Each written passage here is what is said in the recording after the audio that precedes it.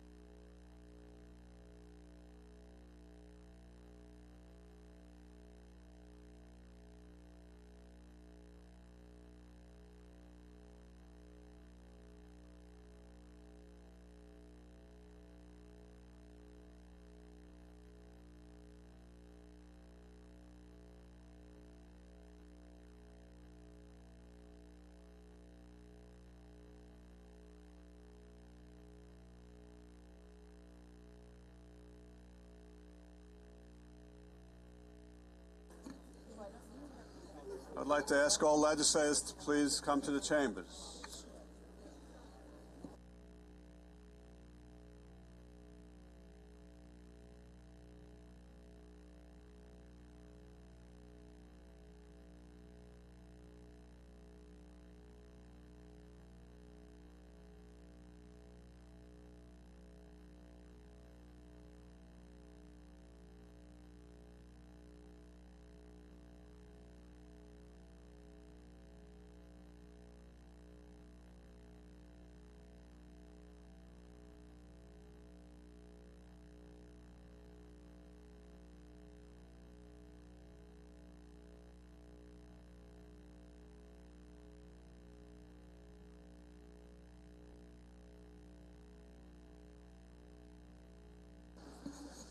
All right, ladies and gentlemen, we're going to start the meeting.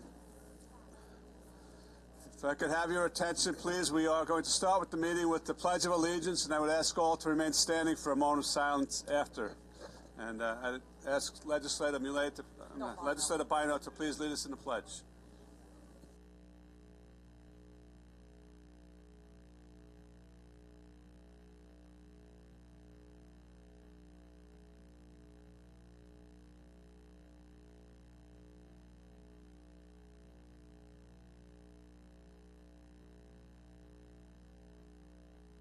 We could have a moment of silence for all of the Ukrainians who are suffering as a result of the invasion by Russia, to those, especially the civilians who have already died and others who are injured. So let's have a moment and give some prayers and thoughts for the people of the Ukraine.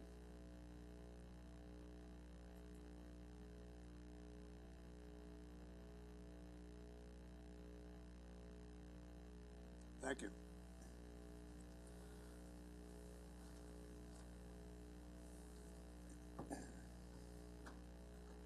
Mike, could you please call the roll? Thank you, Presiding Officer. Roll call.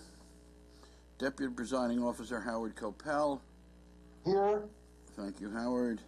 Alternate Deputy Presiding Officer Denise Ford. Legislator Stila Bino. Legislator Carrier Salage. He's on his way? Okay.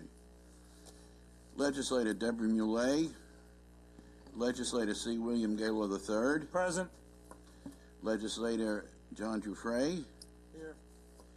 Legislator Mazi Philippe. Here. Legislator Delia DeRigi Witten. Legislator James Kennedy. Thank you. Legislator Thomas McKevitt. Here. Legislator Laura Schaefer. Legislator John Ferretti is absent. No, I am here. Oh, I'm here. Mr. I apologize, John. I apologize. Right. Okay. Legislator Arnold Drucker. Legislator Rosemarie Walker. Legislator Joshua Lafazan. Here.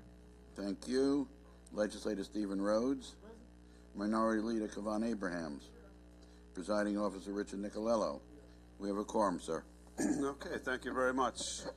Just a couple of introductions before we start things off. We are joined by Tom Silmy, former Minority Leader of the Suffolk County Legislature. Tom, it's good to see you. Speaking of Suffolk County, we're honored to be to have with us today, and he will be honored in a few moments by us in recognition of Black History Month, but the Suffolk County Police Department Commissioner Rodney Harrison. Good.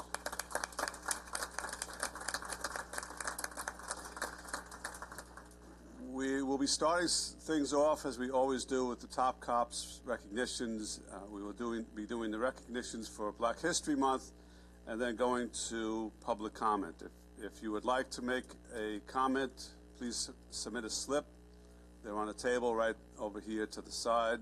Give it to the people at the clerk's office, and you will be able to speak either during public comment or when we get to our calendar. So after the business of the legislature will be when the calendar is called. That will be following public comment. I would like to ask PBA President Tom Shevlin to please provide us with a presentation as to this month's top cops.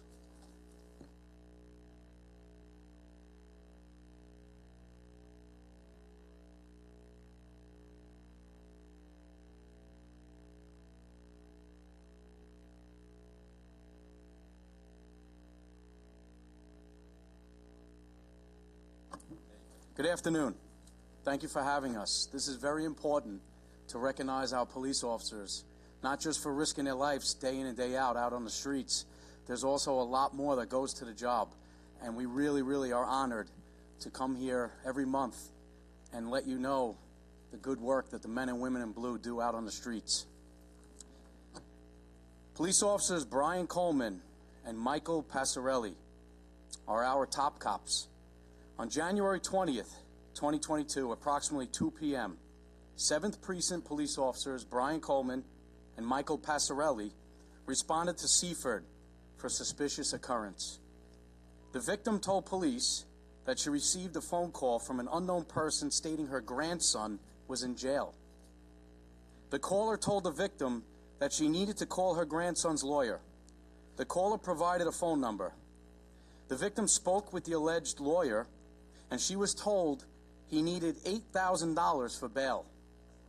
While the officers were conducting their investigation, the victim received another call.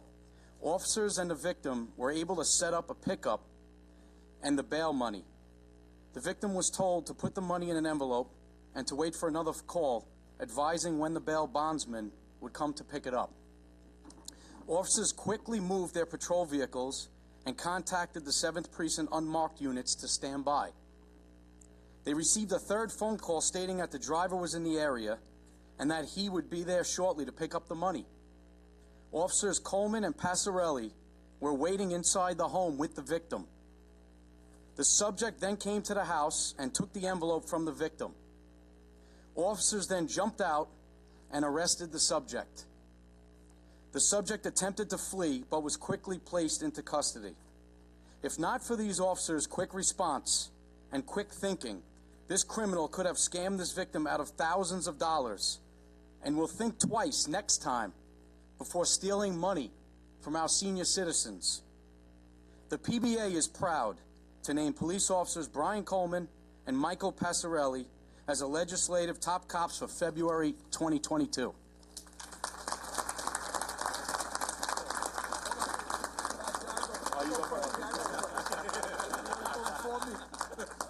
First of all, I want to thank all the legislators for giving us the opportunity again, getting everybody back. It's nice to see everybody. Before we start on this, I want to just thank you all for taking the time to recognize somebody like our Suffolk County Police Commissioner Rodney Harrison. He's a class act. He's a cop's cop. I know him a long time, and I just had a short conversation in the back, and I'm very thankful that you're doing that. Officer Coleman, Officer Passarelli did an outstanding job.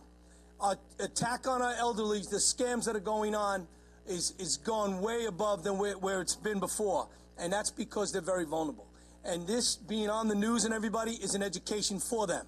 We thank them for that. We also want to thank the New York Jets, who have now picked up Officer Coleman's contract because of the tackle that he did on the front lawn. He did an outstanding job. So thank you. He takes him off my payroll.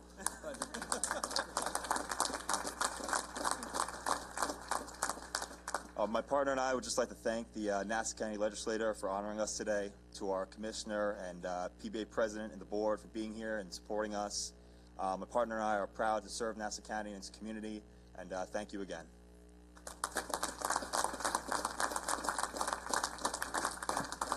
Legislator Walker.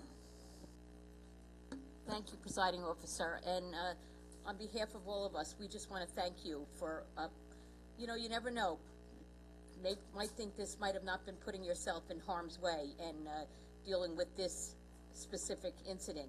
But you don't know that person who was coming to collect that money. Did they have a firearm on themselves? Did they have a knife? You know, could it have been become more and more of an issue than just the scam? But I thank you so much for reaching out and helping this senior citizen, because there are so many scams today that are going by, and I know we all put out newsletters to our residents reminding them to not fall for those scams. But you know, I'm a grandma, and you know, it's one thing being a mom and you worry about your children, but if I think one of my grandkids is in trouble, you know, you would really do anything and to try to help them. And thank God this woman was smart enough too to reach out I'm sure from information that she receives from all of us and that's in the papers and that you, the police department, advertise to make sure that people don't fall for scams. But again, I thank you. You saved this woman a lot of heartache, and I'm sure the Jets are going to pay a lot more money than the police department did. So, but thank you again. Yeah, although we're big Giant fans in my house. So, but again, thank you so much for putting yourselves in harm's way every day and for what you do day in and day out. I thank you all for that. Thank you, ma'am. And I really represent a small portion of your precinct area, but Legislator Rhodes and Legislator McKevitt also represent that area, so I'm going to let them say a few words if they'd like to add something. Thank you, Legislator Walker. I appreciate it, and I couldn't be more proud of both of you. I mean, it tremendous. You know, Rose kind of said it all, but thank you for winning one for the good guys. You know, the bottom line is we get so many calls in our office from residents, whether it's, you know, the IRS giving a call or whether it's, you name it. The scams that are out there are a plague to our constituents, and unfortunately, many of our elderly sometimes fall victim to that. And, you know, as Rose said, it's you know, especially when you have this type of scam where you're dealing with, you know, with grandkids. You want to do anything to protect your kids or your grandkids. And unfortunately, sometimes that means the victims of those crimes are throwing caution to the wind. The fact that she had the wherewithal to call, at least had that suspicion in the back of her mind that said maybe I should contact the police department. And thank goodness they got Officer Coleman and Officer Passarelli, who knew what to do in that moment. And you know, your work in catching this person has probably saved, and I'm sure it's not one individual, it's multiple, have probably saved many victims, many individuals from falling victim to the same type of scam. And as Commissioner Ryder had indicated, the fact that it's out there also brings publicity to the scam, so that other seniors or other individuals are encouraged to pick up the phone and call the police department if they have the inkling of something amiss in one of these telephone scams. So great job, Officer Coleman, Officer Passarelli. Thank you, and God bless you and the members in blue for being out there and doing what you do every day to keep us all safe. Thank you, sir.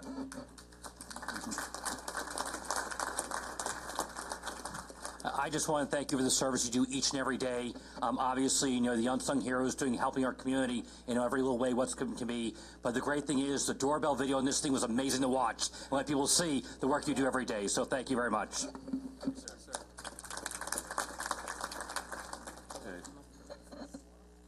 Actually, we're going to give a presentation, but we'd appreciate it if you would just wait to the side for a moment as we bring the detectives up as well. At that point, I would invite President John Wighouse to make a presentation on behalf of the DAI.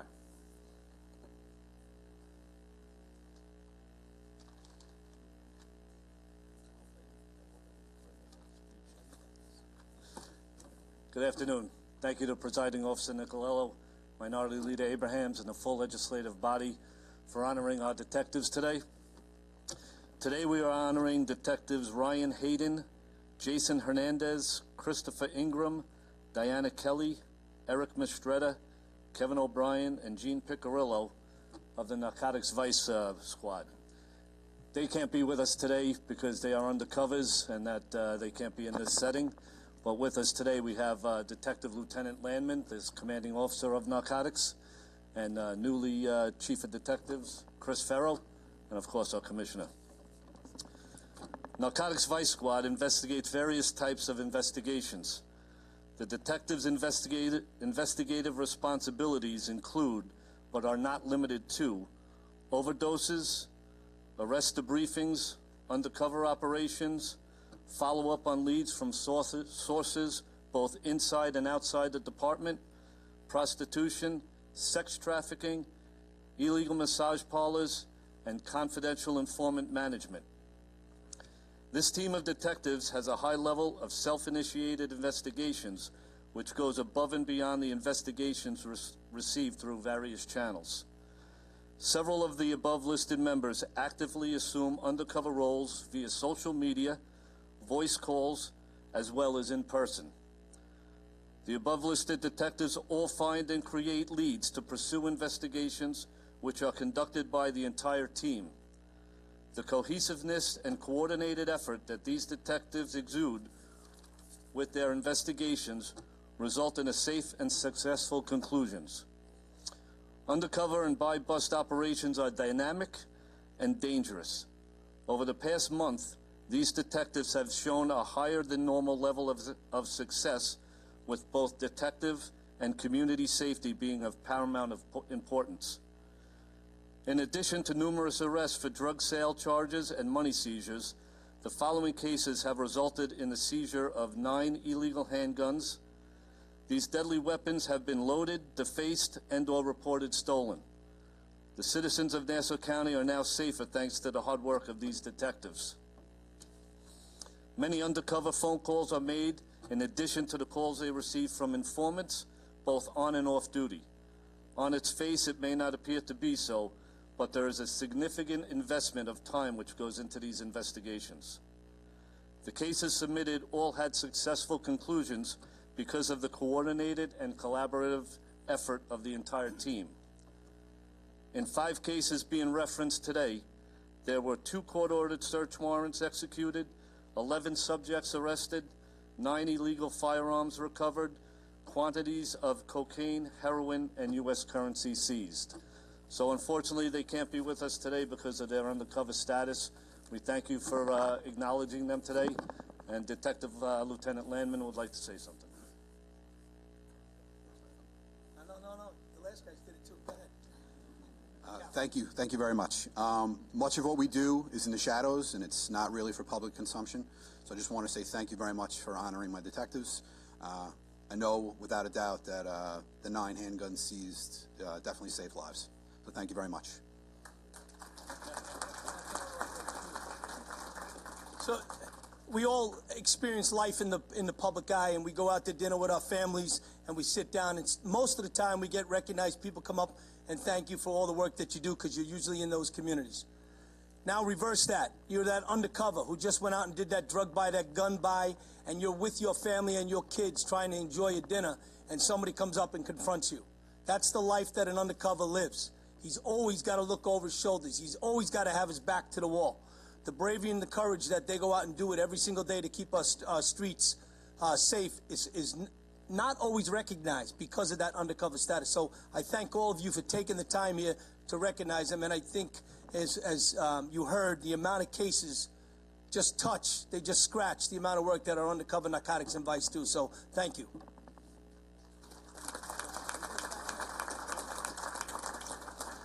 Legislator Ford.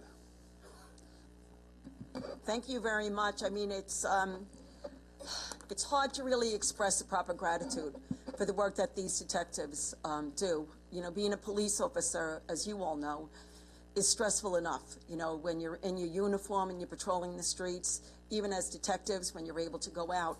But I can't imagine what it's like for an officer to be an undercover, because they literally work in the belly of the beast. And just, you know, John, when you were talking about the various places that they go into, whether or not drug buys, you know, human trafficking, I mean, guns, just thinking about all of those situations that they can find themselves in. And it just has to be a lot of stress for them. And their dedication and their professionalism has resulted in making our streets safer, you know, by taking guns off the street, also like getting a lot of these drugs off, and just even working with all the different elements, I guess all different people in society, you know, regardless of what they do, and trying to protect whoever they can in whatever job that they do. And I have to say that, you know, they really are just unbelievable. And I would like you to extend our deepest, sincerest gratitude for the work that they do, this selfless motivation in being professionals, and by giving themselves really into a job that a lot of us, I don't think it's a job that many of us would want to do anyway, you know. So just to please let them know they really mean a lot to all of us, and that I hope that they always remain safe in the jobs that they do. Thank you. All right, come on up, guys. Invite the PBA to come up, and detectives as well.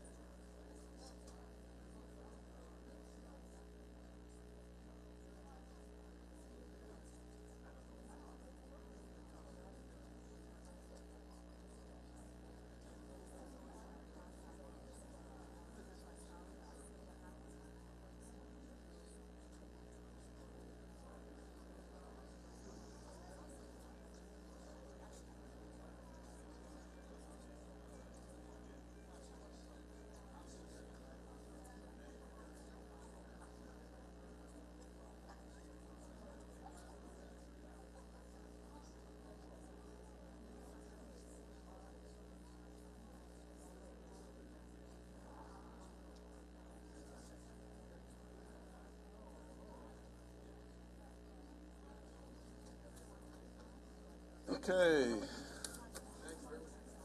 Before we get to that.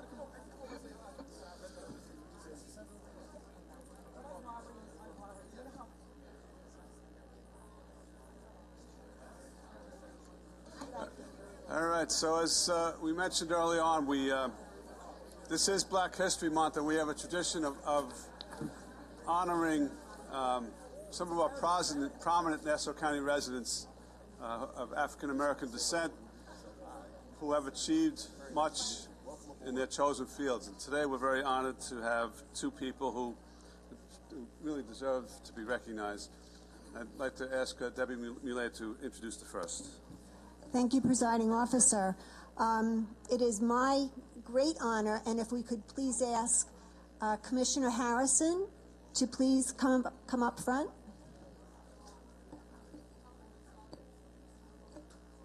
Come to the podium, please. Yes.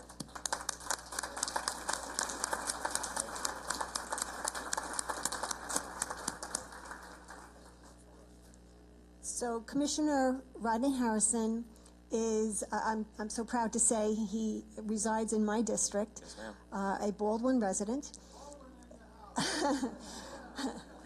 Thank you, George.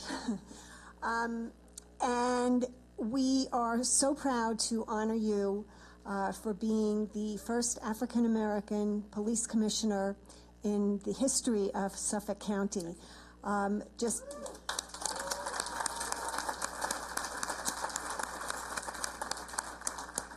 We know that you were similarly a historic figure in the New York Police Department.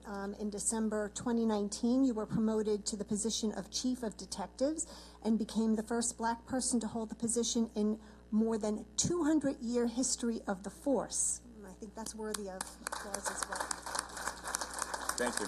Thank you. He's also the only person in the history of the NYPD to rise from the rank of cadet to Chief of Department.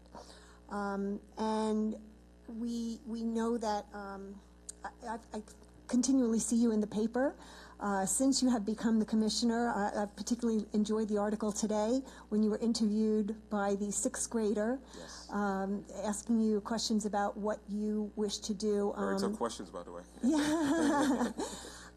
And we know that you're saying that you're going to emphasize officer safety, community relations, accountability, and transparency as Suffolk's commissioner.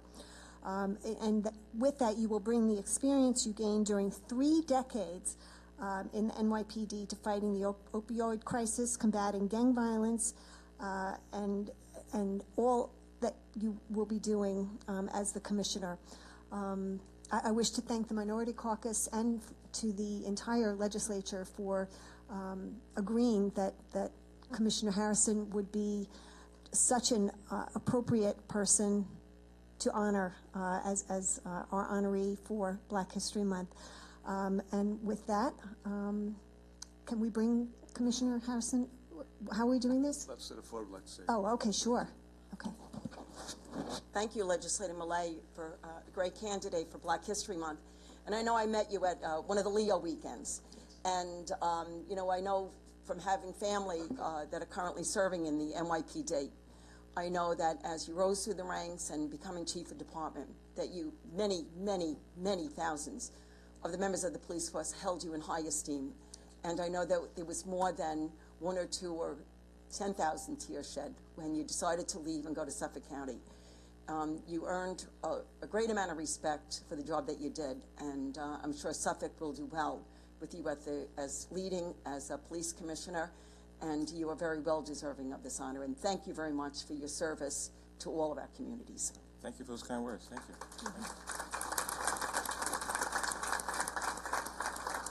I would just add that you are indeed a role model and a trailblazer. So we are very, very proud. We know you're the Suffolk County Police Commissioner, but we in Nassau are very proud of your service and your accomplishments. So congratulations. I'll give you an opportunity to say a few words as well. Sure. You know, and thank you. Thank you, Legislative Board, for acknowledging me for Black History Month. But I want to make sure I share some sentiments regarding what I see. And I have to thank Pat Ryder for the work that he does and the men and women that serve this county.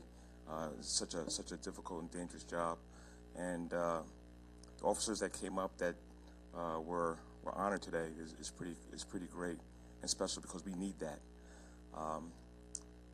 In 1995, I was undercover. My partner was shot, and it's something that still chokes me up now, knowing how dangerous a job it is. And Madam Legislator, I think you hit it right in the nail. No doubt about it, the most difficult job in law enforcement is being an undercover and addressing some of the violence that comes, unfortunately, in some of our areas where we reside. So it's just great to see that you're recognizing police officers, you're recognizing cops that have such a dangerous job, but it's a noble profession. Madam Legislator, thank you for honoring me today. You know, being out in Suffolk County is a different dynamic than New York City Police Department, but has a lot of the same concerns, same issues, and one of them is sex trafficking, which is something that we need to all be a lot more aware of and work harder and together to engage it and to get rid of it. So it's just great that the conversation's there. It's open now, but a lot of work needs to be done, and the men and women that do this job will definitely take care of it. So thank you so much. God bless everybody, and please stay safe. Thank you.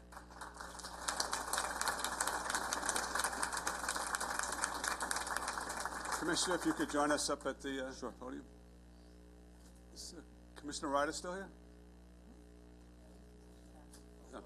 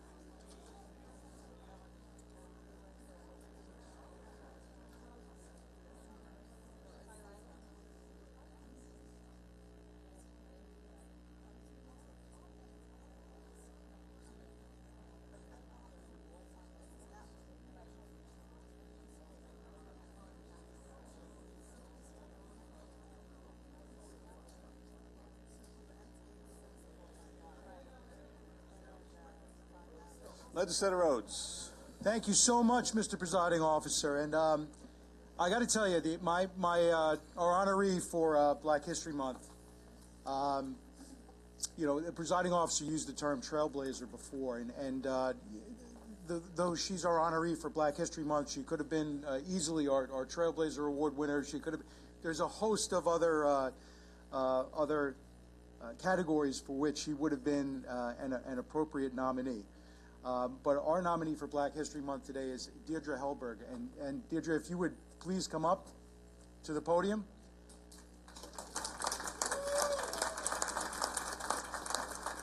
And I've also got to thank Lionel Chitty.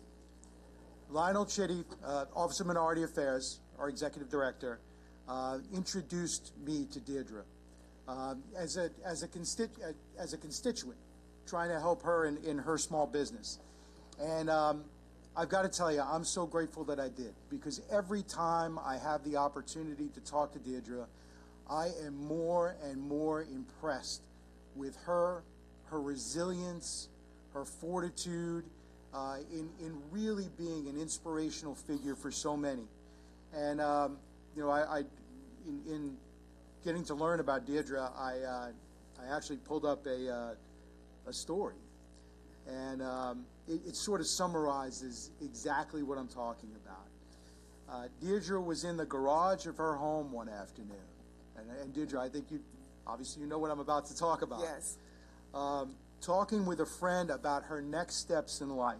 And she had recently shut down her business as a successful New York Times featured child care provider and was looking forward to a new chapter in her life.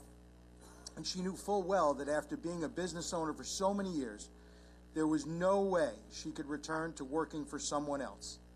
Ingenuity is ingrained in her spirit, as she hails from 3 generations of entrepreneurship. While in the garage, she came across her husband's electrical supplies from his days as a union electrician.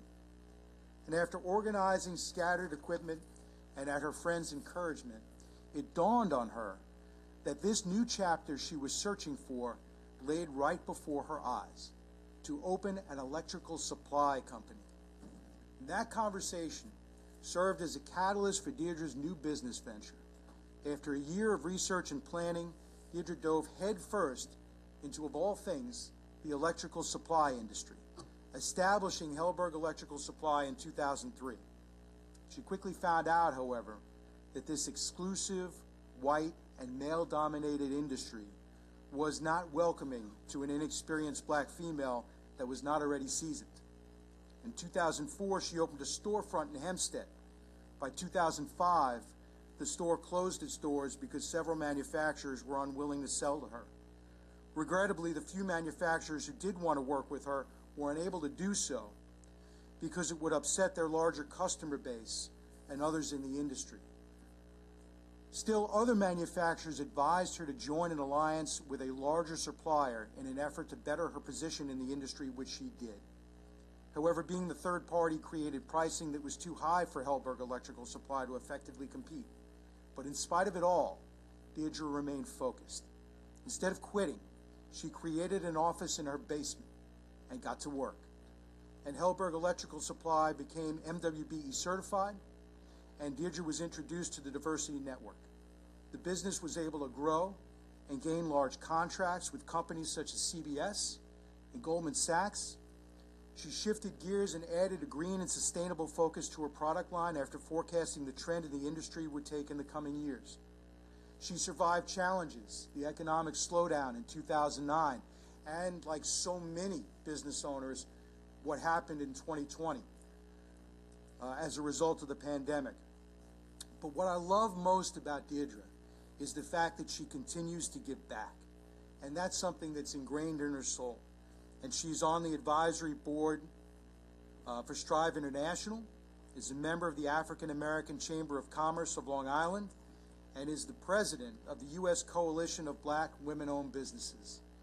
And I know that whatever Deirdre puts her hands to, I know that she is going to give it her all, and she is going to pull and lift everyone else up with her. And so when I had the opportunity to make a nomination for Black History Month, there was one name that popped into my head, and that was Deirdre Hellberg, because you are truly an inspirational figure for all of us. Not because of the color of your skin, right, even though you're being honored for Black History Month, but because of the type of person that you are. And I am proud that you are our nominee as a Nassau County Legislature for Black History Month. It is so well deserved, and this honor is yours. I would present flowers to you, but I know that the commissioner didn't get flowers. But I will get those to you. But congratulations and thank you for serving as an inspiration to all of us, not only business owners, not only African Americans, but to all of us, for your resourcefulness, your ingenuity, and being the type of person that you are, Deidre. Congratulations. Thank you. Thank you.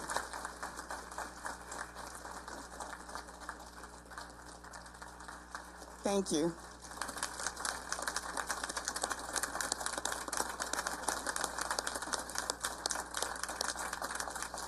And please, the floor is yours. Please say a couple of words. Well, this is truly an honor. I was quite surprised by it. I'm very excited. I've been in Long Island for quite some time, and it's very important that we keep our youth here. And so that's why I remain to stay in Long Island in Freeport, New York, in the industrial park that we're here. And, you know, it's about humanity. We had some years with Sandy and everything else with the pandemic, and I can't thank you, legislators. I can't thank you enough. I'm a little choked up, so thank you so much. Legislator Phillip, please. Wow, what accomplishment. I was so proud to hear this. It's just amazing.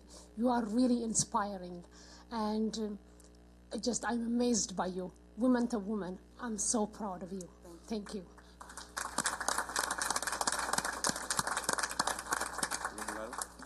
We'd be honored if you join us at the podium.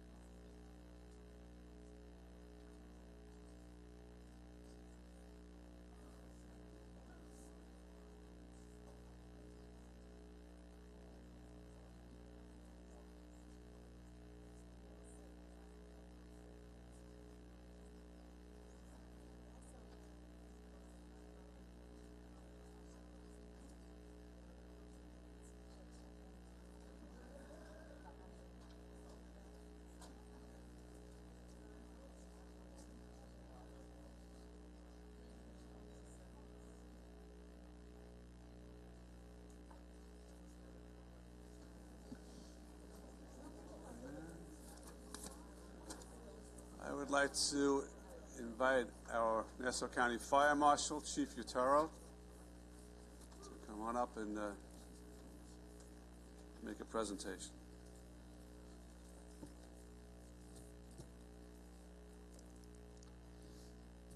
Good afternoon. I also wanted to thank you for honoring our fire marshals on their everyday work, and in particular some of the extraordinary efforts they make out there in the field. I have with me today Fire Marshal Dominic Buffalino. He's been with the Fire Marshal's office now for 5 years. He's also a Westbury volunteer firefighter and ex-captain over there. And to describe the events that unfolded on Thursday, January 27th in the early afternoon, While finishing up an inspection and in the Westbury area, he heard a call for a house fire come over, and since being in the area and he could see the column of smoke, he made his way over to the house located on Sharon Drive. Upon arriving, he arrived at the same time the Nassau County police officers arrived and the Westbury Fire Department was on the road. He did a quick size up of the house. He walked around the house to notice the rear of the house was completely in flames. Checked to see if anybody may be in the house by kicking in the front door. Unable to get in there due to the intense heat and smoke. He once again went to the rear of the house, noticing propane tanks, a can of gasoline, books of matches laying on the ground, and what appeared to be a spill trail from some type of a fire that was lit on the grass. Upon that, he advised the first two chief that arrived on scene, LaShawn Carr from the Westbury Fire Department, who also happens to be an off-duty Nassau County police officer. Of the conditions, he notified the hazardous materials team to respond for the propane tanks that were burning, and then went to the rear of the house, and one of his fellow firefighters from the Westbury Fire Department, ex-chief Ken Gass, who was an off-duty Old Westbury police officer, was in the house and found a small dog in the rear of the house, who he then came to the back of the house and passed it to Dominic, who was standing on the back lawn. The dog was limp and not moving. Dominic then grabbed the dog and immediately started doing some compressions on the dog, which brought the dog back to a level of consciousness, brought the dog to the front of the house to an emergency ambulance supervisor, Del Pino, who then administered oxygen to the dog, and then they worked together to get the dog taken to a vet as soon as possible. Sadly, a few hours later, unfortunately, the dog did pass away, but I understand from Legislator Bino's communication to me that the residents were very happy, at least while losing their house to the fire. They were happy they had some moments with their beloved pet prior to the pet's passing. So Dominic did a great job that day. And in addition to the job he did with doing his best to save this dog's life for these poor homeowners that lost their home as well, he also secured what became a crime scene. He was alert enough to notice the can of gas and matches laying on the back lawn, along with a burn trail to the house. He secured that area, actually took a few photographs on his county-issued cell phone, which followed good procedure. And through those efforts and through the investigation of the fire marshal investigators, the detectives from the Nassau County Police Arson Bomb Squad, and very alert 3rd Precinct officers, the person that is alleged to have lit this house on fire in the midst of a dispute was apprehended quickly and is now awaiting, her trial. So again, I'd like to, I'm very proud to say Dominic's a great asset to the Fire Marshal's Office, our small group who does a lot. He also is one of our drone pilots for our drone team. And when he's not doing his best to try to help save people's lives and save dogs' lives, he's out there doing inspections in our assisted livings and does a great job out in the field. So thank you very much for the honor for Dominic, and we appreciate it very much. Thank you.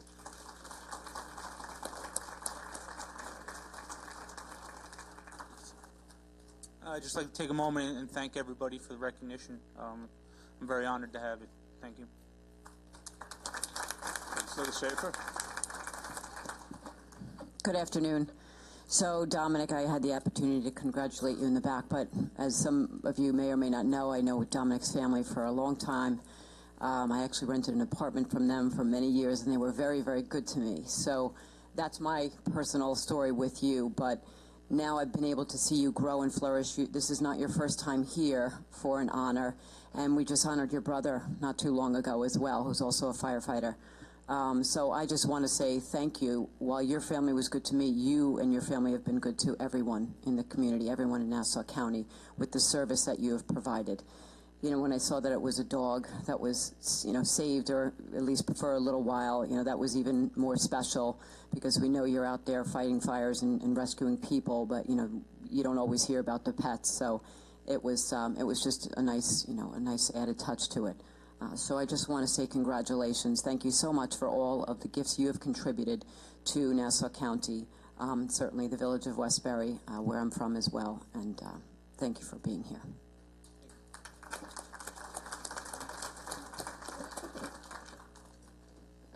Good afternoon. Dominic, extraordinary work, extraordinary work.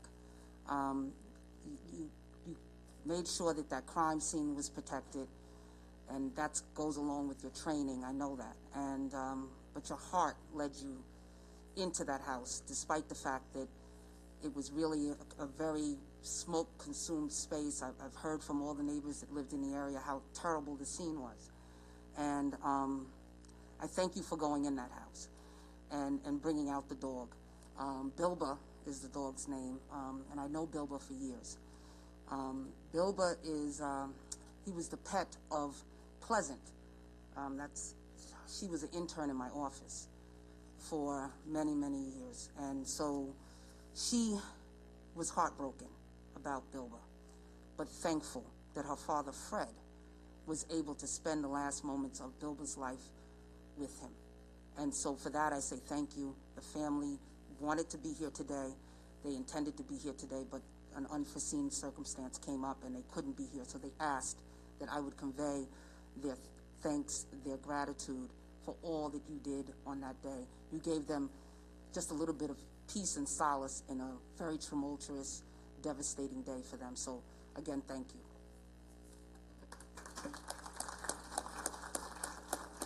Gentlemen, want to join us in the days?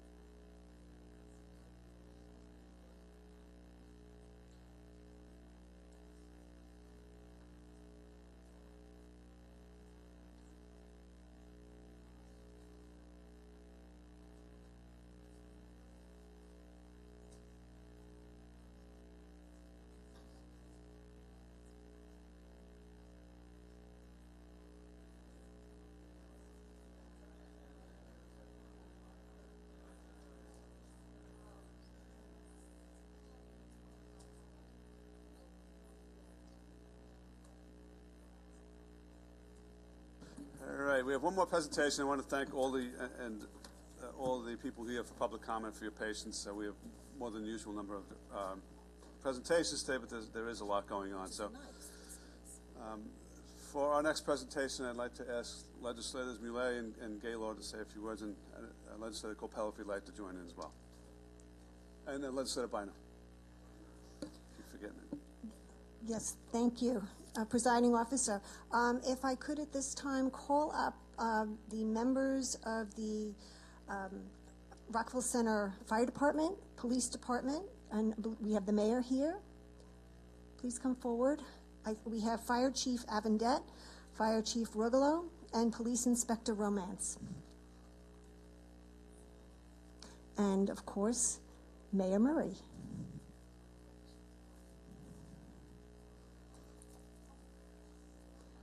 Good afternoon. So on the morning of just a little over 2 weeks ago, I awoke to an explosion of comments on social media about this horrific fire that happened in Rockville Center.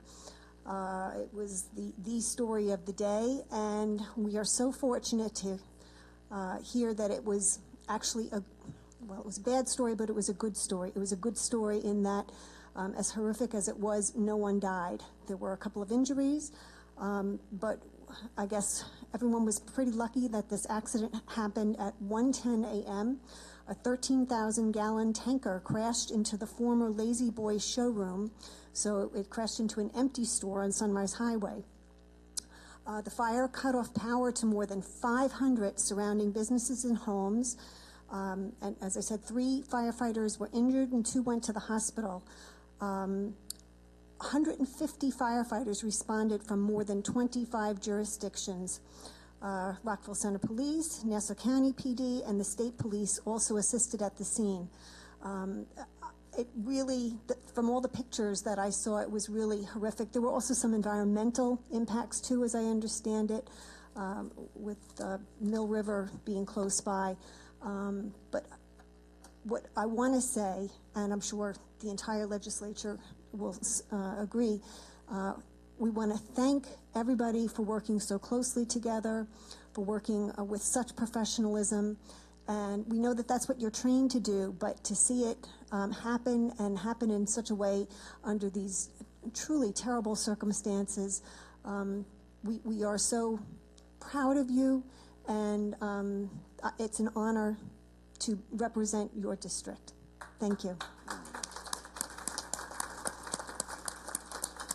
Thank you, Legislator Millay, and thank you to all of you, my friends in government, for inviting and recognizing our fire department and our Rockville Center Police Department in a job well done.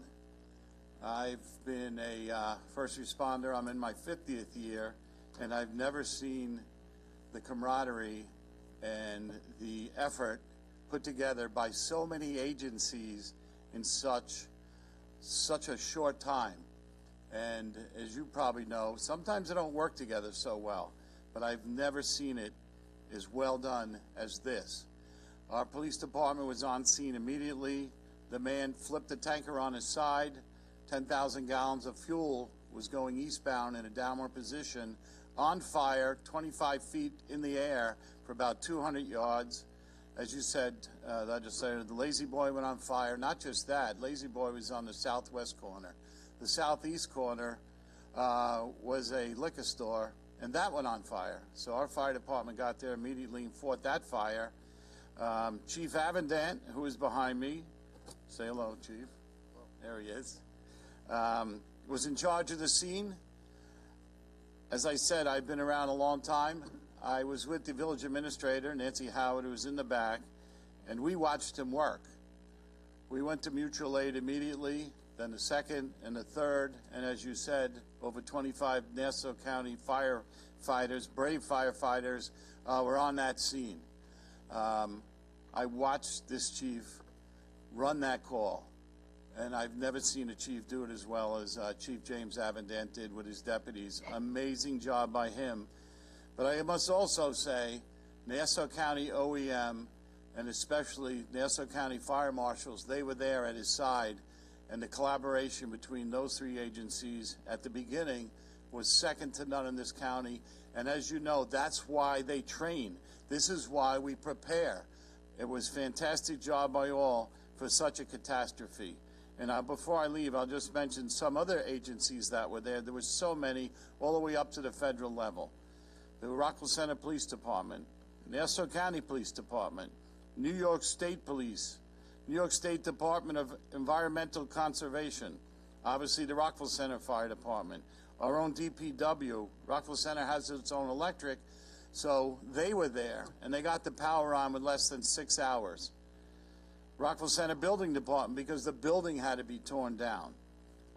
We have water department, so the chief had 6 tower ladders pouring water onto this fire. It wouldn't go out because the gas was still on. So while that was on, they had 6 water trucks pouring water, 6 fire trucks pouring water onto this fire. And they had to be rotated because it went on for so many hours and it was so cold, everything turned to ice. New York State Office of Emergency Management was there. New York State Department of DOT, Nassau County Office of Emergency Management.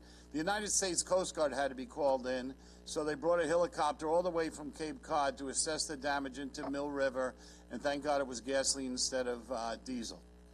The damage wasn't too bad. Again, Nassau County Fire Marshal was there. New York State Office of Fire Prevention was there. Nassau County DPW, National Grid. And the Homeland Security was also there. We had meeting after meeting with them as this day went on. I can't say enough of all the agencies that worked so hard in that freezing cold night and went into the day. And it's actually still going on because they're remediating the oil that is still in the pit there. But again, thank you for recognizing our police and our fire. Thank you.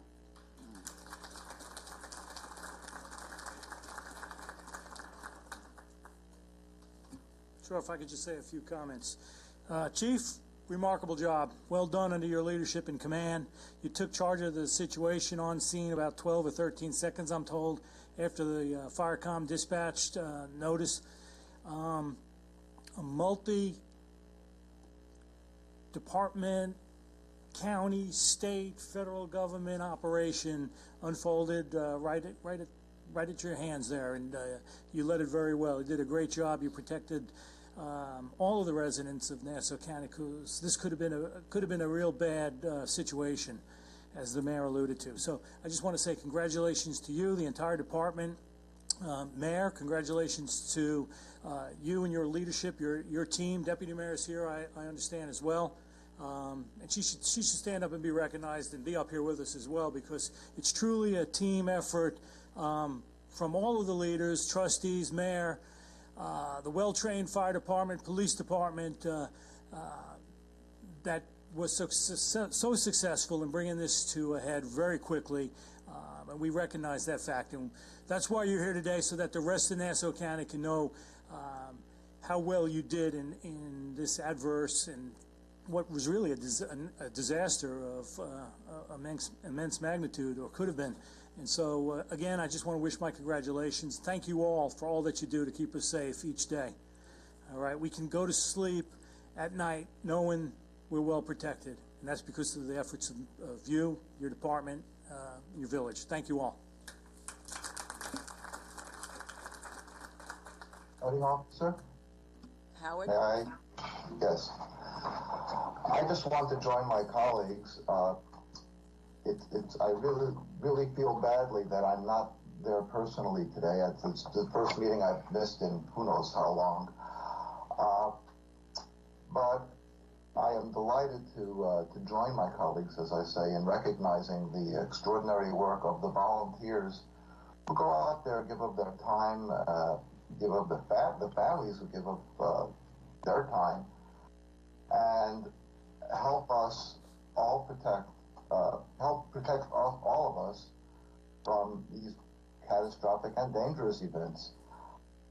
Coincidentally, as it happens, we have on the agenda today an approval for additional firefighting equipment for the Rockville Center Fire Department, which I sponsored. It took a while, but I'm glad it's on today. There's probably no better use of CRP money than helping out our first responders, and I'm very proud to sponsor that. I also want to say thank you to the chief and all your members, and to Mayor Murray as well, because the mayor gets involved in each and every aspect of his village, and he keeps a very tight control over it. When the fire department needs something, it's not only the fire department lobbying for it, the mayor's right there. He knows what everyone needs, he knows what everyone wants, and he's always after me, and as well as I'm sure Bill Gaylor and Deborah Muley, and it just goes to show you're doing the right thing. Thank you all.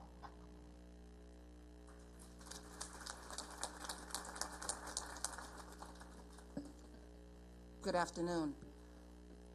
Over here. Startled you. Hi, thank you for all that you do day in and day out. And I really just, won't belabor the point, but I'll echo the sentiments of my colleagues that have really, put all these accolades ahead of before me, and I'll tell you, well deserved. I heard that it looked like a scene from like Die Hard, and that it really looked like a movie scene.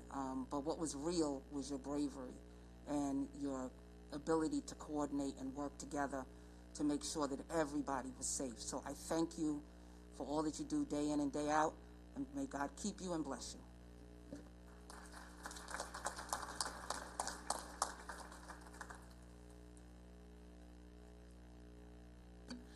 And although this is not my district, I just want to thank you too for your dedication, your hard work.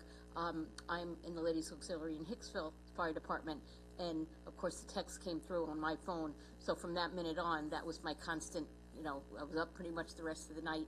Then it was, you saw videos and pictures that were already on, the websites, and just what you all had to face that night. And thank God, except for some minor injuries, everyone came away from there, safe and in fairly good shape.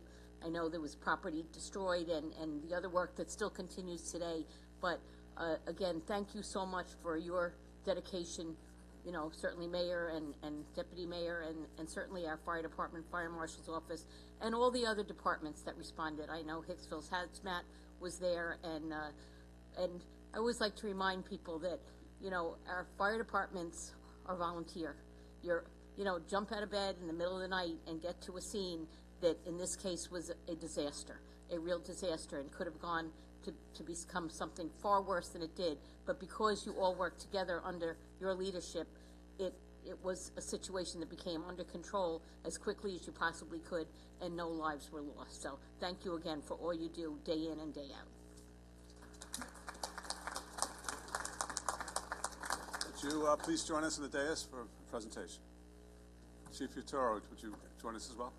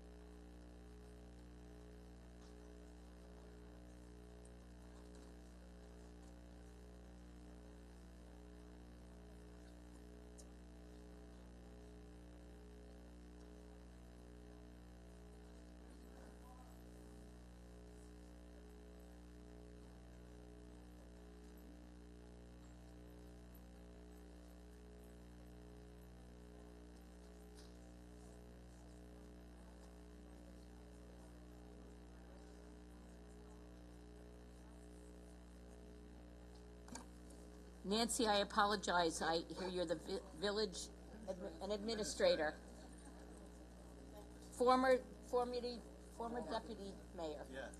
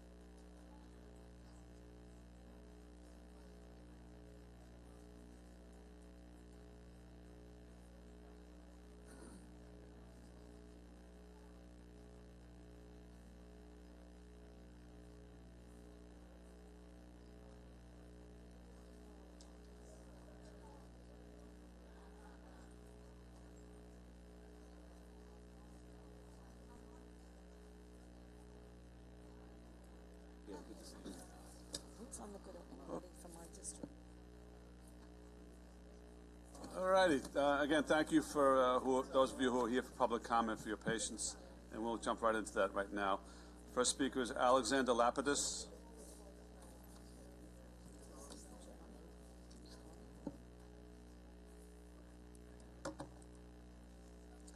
Good afternoon.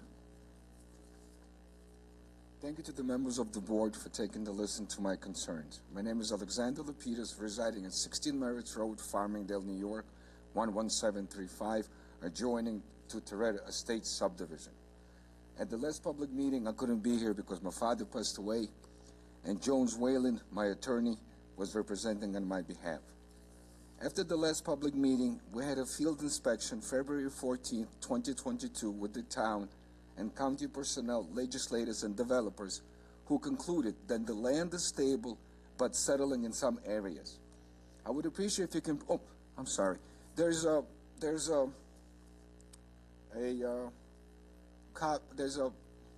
brochure left on your table for each one of you. Yeah, we all have them. Appreciate it. Thank you.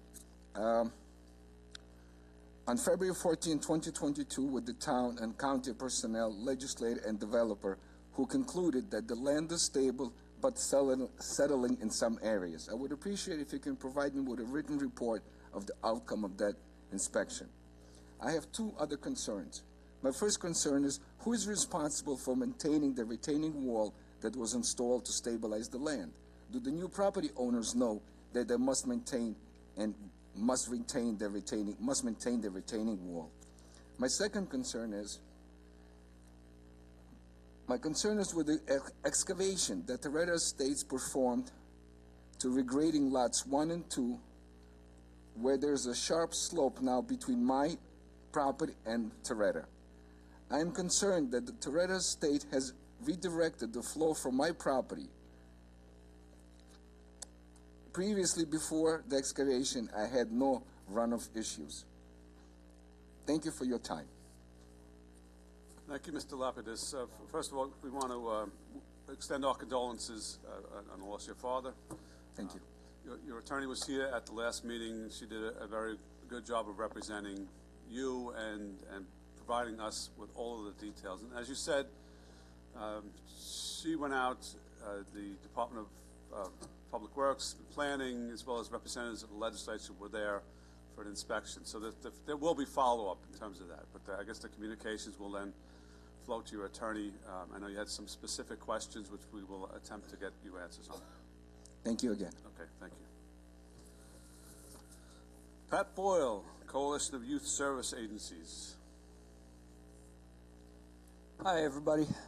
My name is Pat Boyle. I work with Gateway Youth Outreach in Elmont, and I'm here today representing the Coalition of Youth Service Agencies. I'm here today to ask you for a favor. We've been going around, I think everybody is well aware that there are some more funds in Albany than what there have been in the past. We'll just leave it at that. I don't know what the exact numbers are and things, but nobody's crying for money up there right now. But at the same time, we've been meeting with state senators and state assembly people, and their first question to us is, well, has the county officially asked for additional funding for youth service programs in this year's state budget? Now, we're kind of coming down to the nitty-gritty of that because, you know, April 1st is the time when they usually pass the budget. But as I'm sure Legislator McKevitt can remember from his days in Albany, it's very helpful if we could have people from the Long Island delegation, senators and assembly people, be asked, even personally by you, to be able to say to them, listen, you know, these guys have been crying for money for years. Now you finally might have a little bit up there. Could you boost the amounts that you're giving to youth services? I can tell you in Governor Hochul's budget, she has made absolutely no increases to any youth service programs whatsoever, existing programs. They're always trying to add on another program here and there with federal money and things of that nature, but right now there's been no increases in funding that would come down to the county.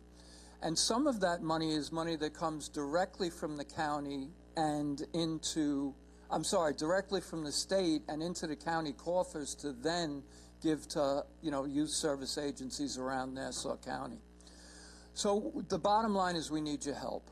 I have to but I'm glad to say that our new, well, hopefully after today, executive director of the youth services, LaDonna Taylor, has been on top of this stuff, and she's been talking with the State Association of Youth Bureaus, as well as talking, almost directly with some of the people who are, such as Andrew McKevitt, who's the head of the Children and Families Committee up there, people of that nature. So there has been some movement here from the county, so they're doing what they're supposed to do on that level. But it's almost a personal touch that comes from the Long Island delegation that would help us to be able to get some more money into those budgets. I'm just asking you to talk to your friends and let them know that we could use the money down here. It would be good for Nassau County, and it would be good for youth service agencies. Thanks very much. Okay, thank you, Pat. Mark Curatalo. Curatalo? There you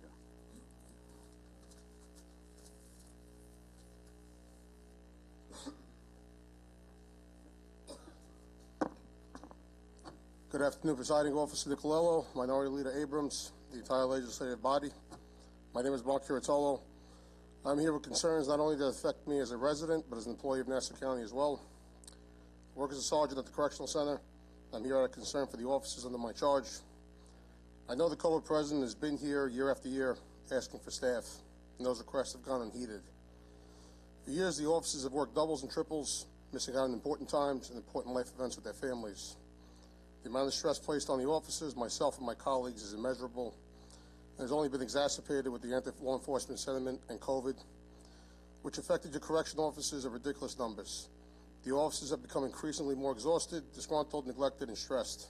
We deal with dangerous criminals, contraband, and dangerous jail-fashioned weapons on a daily basis. No wonder our life expectancy is 58 and a half. As you're aware, our work has been made extremely more difficult due to the policies that are coming out at the state level, which are soft on crime.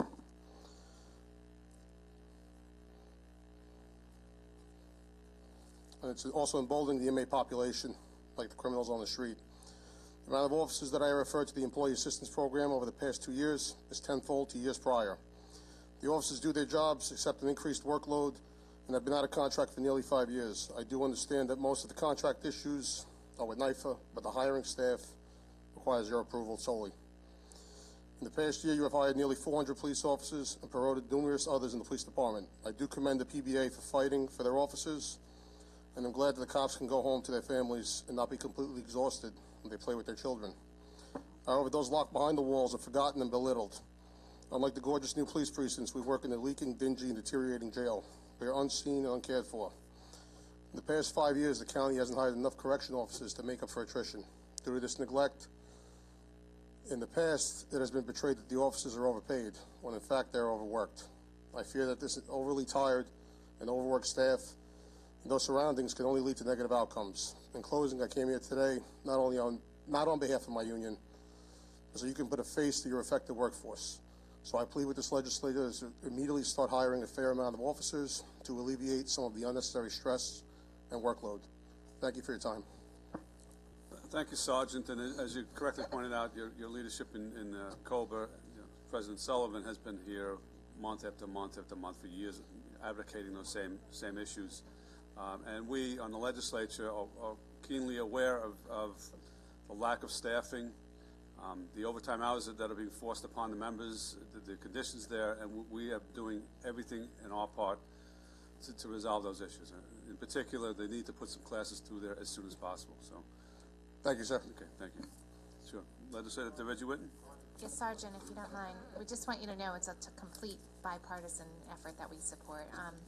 And we have verified that there is funding in that line.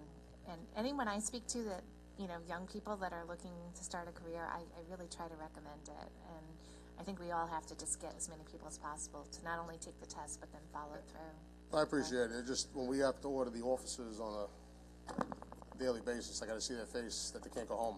It's been going on for years. I've been there a number of times, as well as many of my colleagues, and I know some of your colleagues, and I know you guys have a tough job, and you're in an atmosphere that's so difficult, especially during COVID. We just know that we are fully aware of it. We fully respect you. Your leadership does a great job in representing you, and if there's ever anything we can do to help supplement it, we will. So just know that, okay? I appreciate it. Thank you. Thank you again for coming. Now I have a couple of slips from individuals who would like to speak on behalf of some of the nominees for positions at the county. So you can either speak now if you'd like, or you can wait till we actually call the item in a little bit. So the first individual will be Christopher Halo, Manhasset Schools.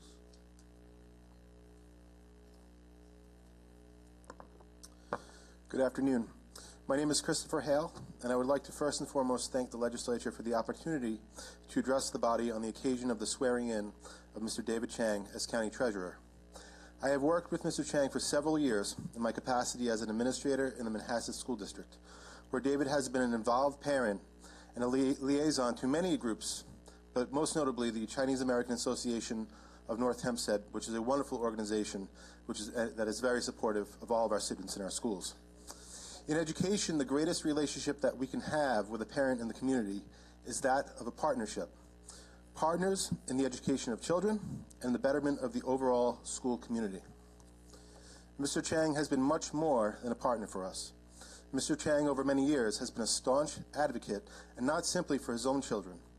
He has consistently and passionately been an advocate for the education of all students in our schools, particularly in making sure that students of all backgrounds feel valued, safe, and empowered to do their best in our schools. Although I'm sure that David's new appointment as County Treasurer will place many demands on his time, I hope to continue to see him in our schools in Manhasset, where he always inspires the people around him to do their best. On behalf of all of my colleagues in the Manhasset schools, I would like to wish Mr. Chang the very best of luck, and congratulations on his new role as County Treasurer. Thank you. Okay. Thank you, Mr. Hale. Christine Liu.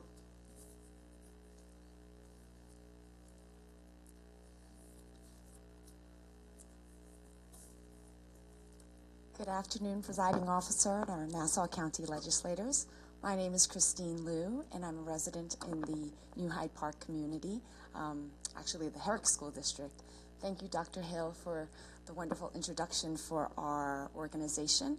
I've known David Chang as a good friend of mine, but we served together on the same board, the Chinese American Association of North Hempstead. Known him for several years now, and he's also been our president. I can attest, along with many of our board members here, that David Chang is a leader who is smart, fair, and reasonable, all of which I think is very valuable to being a treasurer for Nassau County. David was our president for 2 years, and we have about 20 board members, the majority of which are women, and women who are strong-willed and very opinionated, including myself. So him being our president and being able to handle and see the big picture in things and navigating us to much success was very much appreciated, and we highly recommend him in being our Nassau County Treasurer. And the other thing that I will say, that while he was president, our account balance for our organization increased exponentially. So that's another asset that we did like to thank him for. So I hope that everybody here would feel at peace in their confirmation with David Chang. Thank you so much. Thank you, Christine. I know that the presidents of the SOA and DAI have submitted slips. Do you want to wait until the item is actually called, or speak now?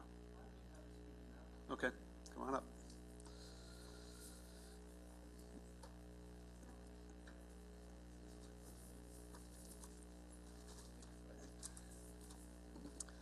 Thank you for allowing us to speak again today. I'd just like to say a few words about John Rick Capice. Chief Capice spent over 37 years in public service, serving the citizens of Nassau County. He was Chief of Detectives from 2012 to 2013. During that time period, I had the pleasure of working with him on a regular basis as it applied to the membership.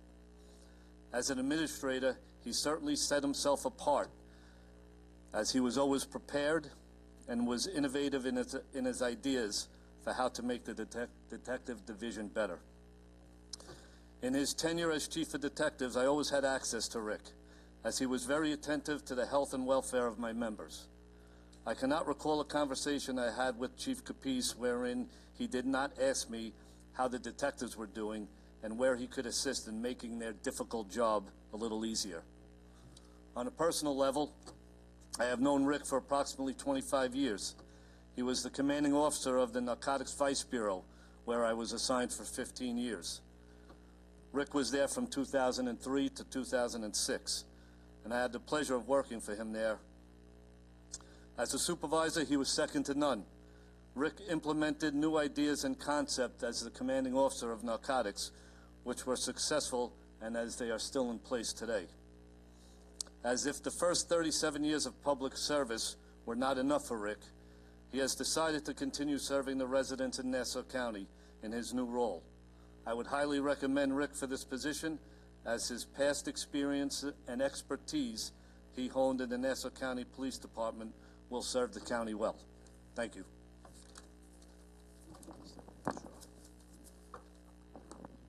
Good afternoon, legislators. Thank you for taking the time to hear us out. I'm Ricky Vassetti, President of the Superior Officers Association. I am also here to speak on John Capece, otherwise known as Rick. Rick is up for the Commission of Consumer Affairs. He's a married man of 40 years with 2 children. He is a longtime SOA member in good standing with 37 years of service to the Nassau County Police Department. Rick had the privilege and honor not only of being chief, but to be in chief of all 3 divisions. He was our chief of support, he was our chief of patrol, and he was our chief of detectives. Not many members of this department can say that. He was also the commanding officer of narcotics. He was the commanding officer of the 1st Precinct. He was the commanding officer of the 4th Precinct. He was also the leader and the CO of the gang unit in the 1st Precinct during a time when our rival gangs were unfortunately hurting and killing each other. Rick has the exceptional administrative capabilities, and he's an outstanding leader and was an outstanding leader of this police department. I firmly believe, due to his lengthy service serving the people of Nassau County for 37 years, Rick Capece should be unanimously confirmed. Thank you for your time. Okay, thank you, Rick. Michelle Lamberti, Port Washington.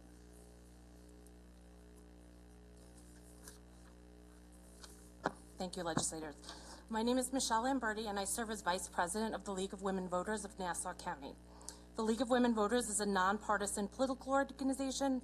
We encourage informed and active citizen participation in government, work to increase understanding of major public policy issues, and influence public policy through education and advocacy. We do not support or oppose any political party or candidate. As the Nassau County Legislature begins the redistricting process for legislative districts, the League is here to advocate on behalf of a fair and transparent redistricting process. Under the Nassau County Charter, the legislature must begin the process of vetting and naming commissioners of the Temporary Districting Advisory Commission over the next few months. At a minimum, it is absolutely essential that the commissioners of the commission reflect the face of the county, and our county is incredibly diverse. The 2020 census revealed that 44.2% of Nassau County residents identify as Black, Asian, Latino, or multiracial. We would expect that a similar proportion of the districting commissioners named identify as members of these communities. Nassau County residents must see themselves in this commission. Along similar lines, the named commissioners should reflect the geographic and socioeconomic diversity of our county as well, with commissioners from across the towns and cities in our county and representative of the economic struggles that our residents face. At the onset of the redistricting process, we also note the special protections afforded to racial and language minority groups under the U.S. and New York State constitutions, the Voting Rights Act, and New York State statutes. We expect that the new legislative districts fairly and equitably represent Nassau County's communities of color. The new Nassau County Legislative District should fairly reflect the voting strength of these communities and ensure their ability to elect candidates of their choice. We also continue to urge the adoption of a fair, equitable, and nonpartisan processing for redistricting in our county. The Nassau County Legislature has appropriated approximately $900,000 in the budget for the county's redistricting work. We request that the hiring of staff and consultants to assist with the county's redistricting work be similarly diverse. As we've all seen the problems encountered by the New York State Independent Redistricting Commission, it would be best practice and the best use of our taxpayer money if there was one set of staff that worked with all commissioners as opposed to separate Republican and Democratic sets of staff, council, and members. Per the recently amended Municipal Home Rule Law, the partisan distribution of resources is anathema to a fair and transparent process, especially where New York State statute requires that districts shall not be drawn to discourage competition or for the purpose of favoring or disfavoring incumbents or other particular candidates or political parties. With respect to process, it's essential that Nassau County residents be able to freely observe the work of the Districting Commission and actively participate in the redistricting process. Redistricting is foundational to the right to vote, and as such, the public must have confidence in the fairness of the process. We request that all redistricting mapping undertaken by the Redistricting Commission, as well as the legislature or any of its committees, be conducted in meetings that are open to the public. For voters to have confidence in new legislative districts, they must be able to observe how those districts were constructed. The Redistricting Commission must hold public hearings and provide a portal for public comment, as well as a website with a calendar, maps, and commentary for timely updates. Public hearings should be scheduled across each of the county's towns and cities and be in locations and at times that are accessible to county residents and must occur after the Districting Commission or legislature has proposed new legislative districts, but before the legislature has voted on the adoption of these maps.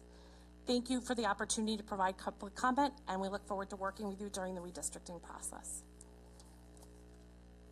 Thank you. Mita Meredith.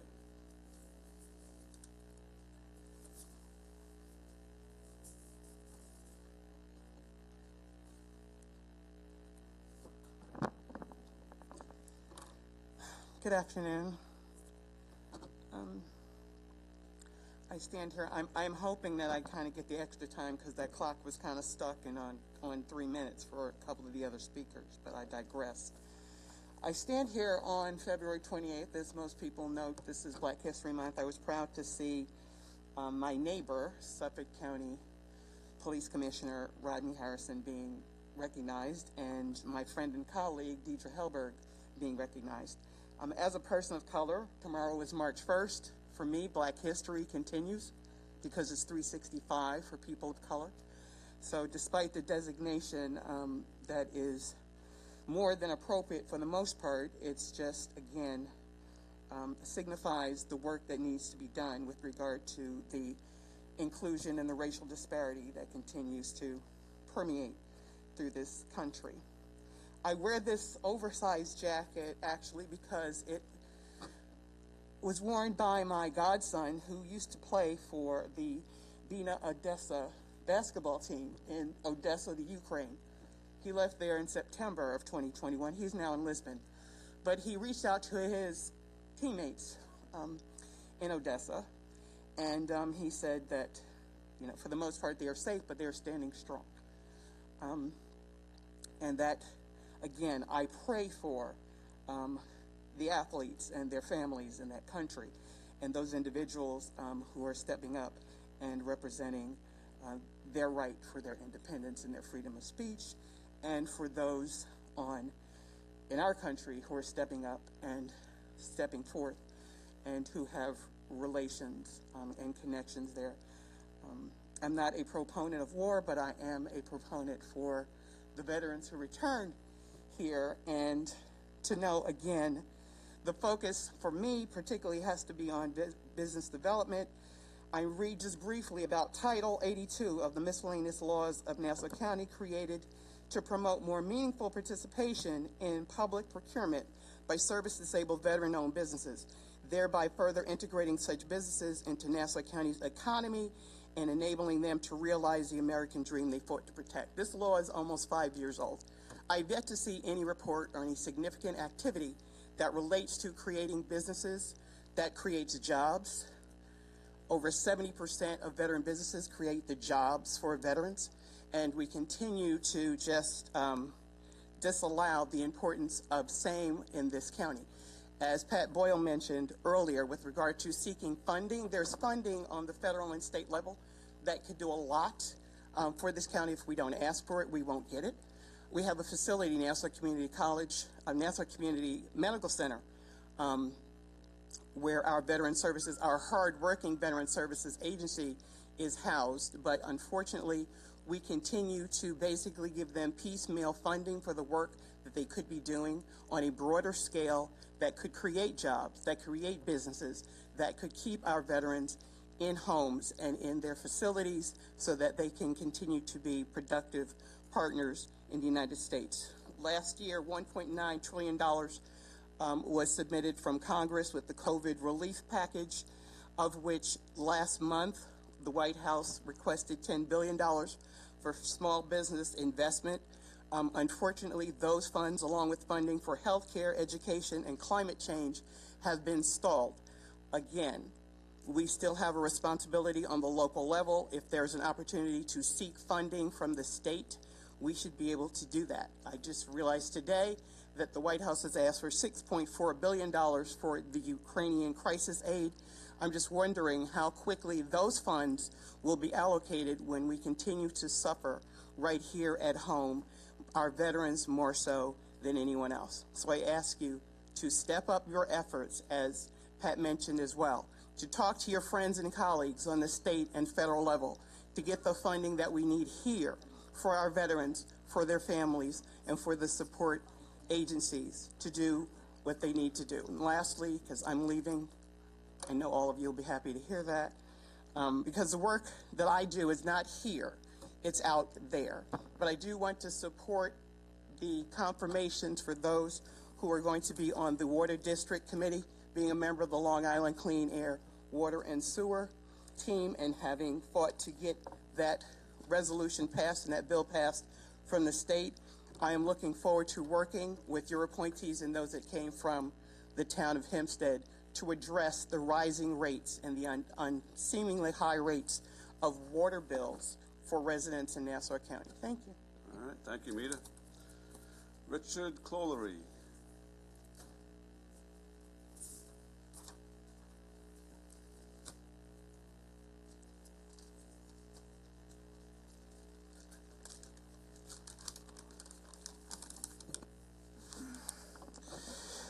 To the members of the legislature, once again, I come before you with a plea to help restore bus lines so that I, as a citizen of this county, can better participate in the welfare of this benevolent county.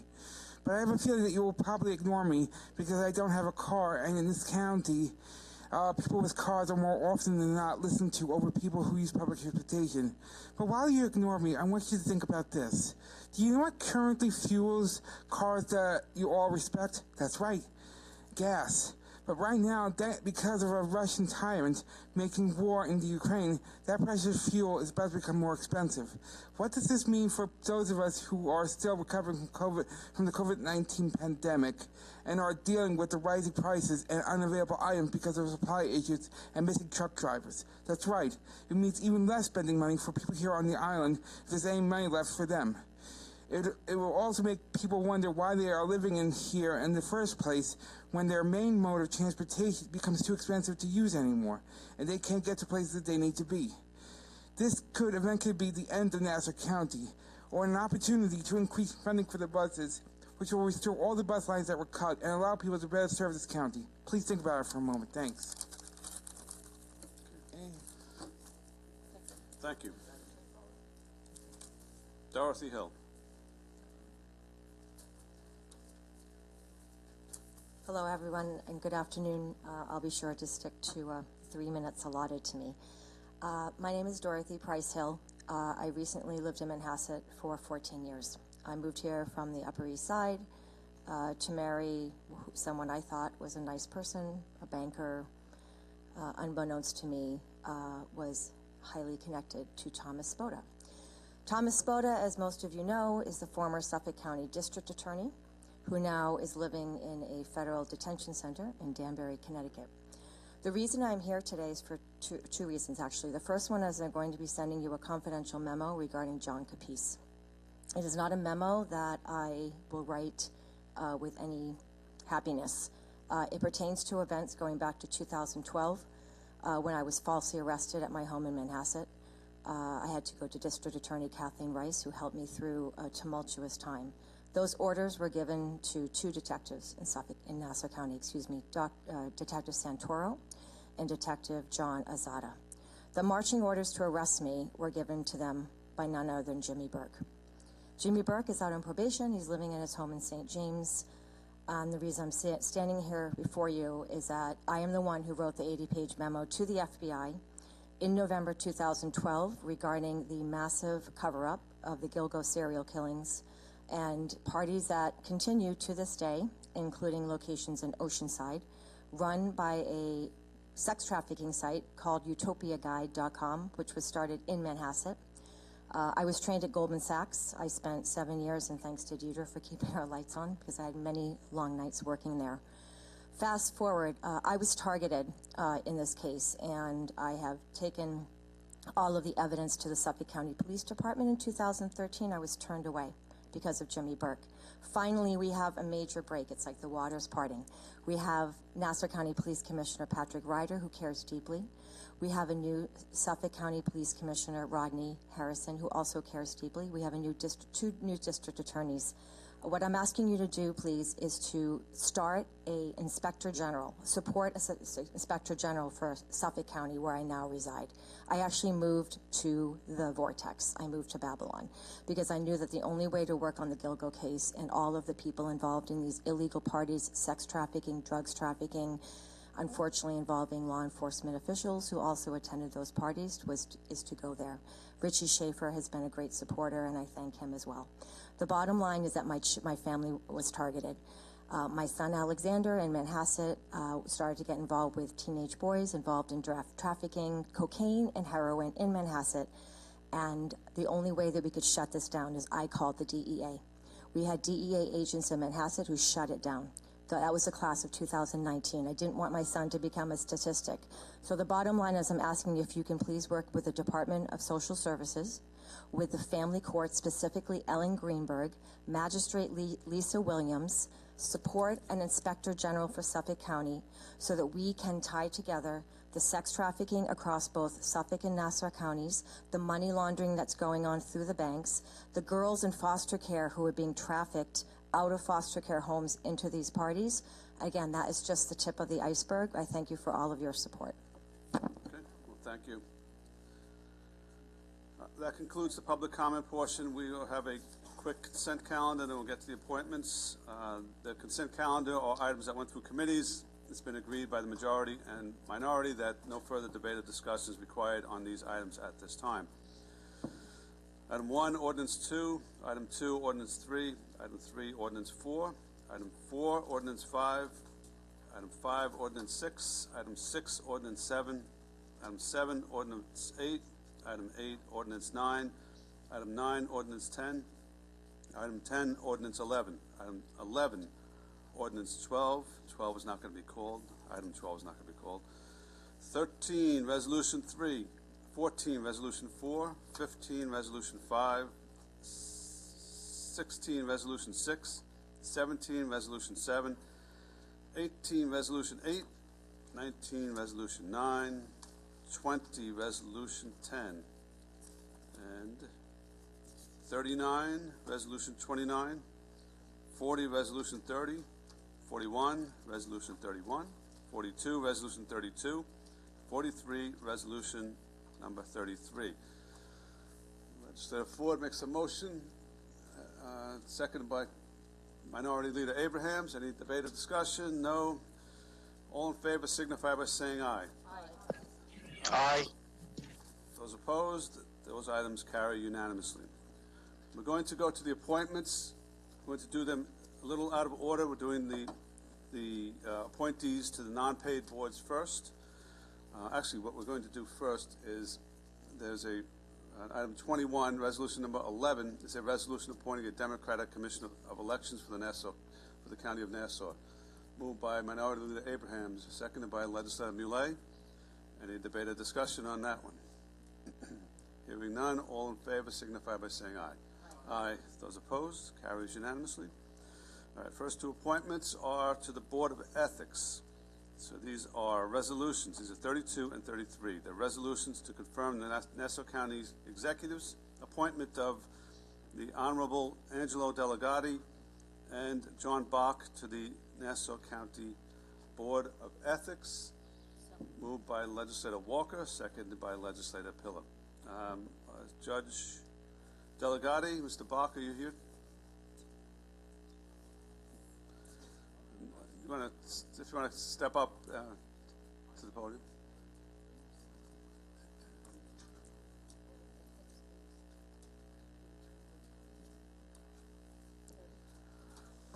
Hello, Judge. Hello, Mr. Presiding Officer and members of the legislature. It's nice to stand before a board where I see a lot of familiar faces, and mostly friendly faces as well. I'm a recently retired Justice of the Supreme Court here in Nassau County. I've been an attorney for 50 years. I started my career in the District Attorney's Office. I'll be very brief. I served there for 7 years. I served thereafter in private practice, or I went into private practice, but during that period of time I also served as the supervisor of the town of Oyster Bay, and I sat on the Board of Supervisors, which is, as you know, is the predecessor to this legislature. I am proud to be here today. I think I can make a meaningful and important contribution to the Board of Ethics. I want to thank the county executive for recommending me and appointing me, and I would like this legislature to support me. I was an attorney, I was a judge for the past 13 years. I am, as I said, I am retired now and have plenty of time to devote to this position. Thank you very much.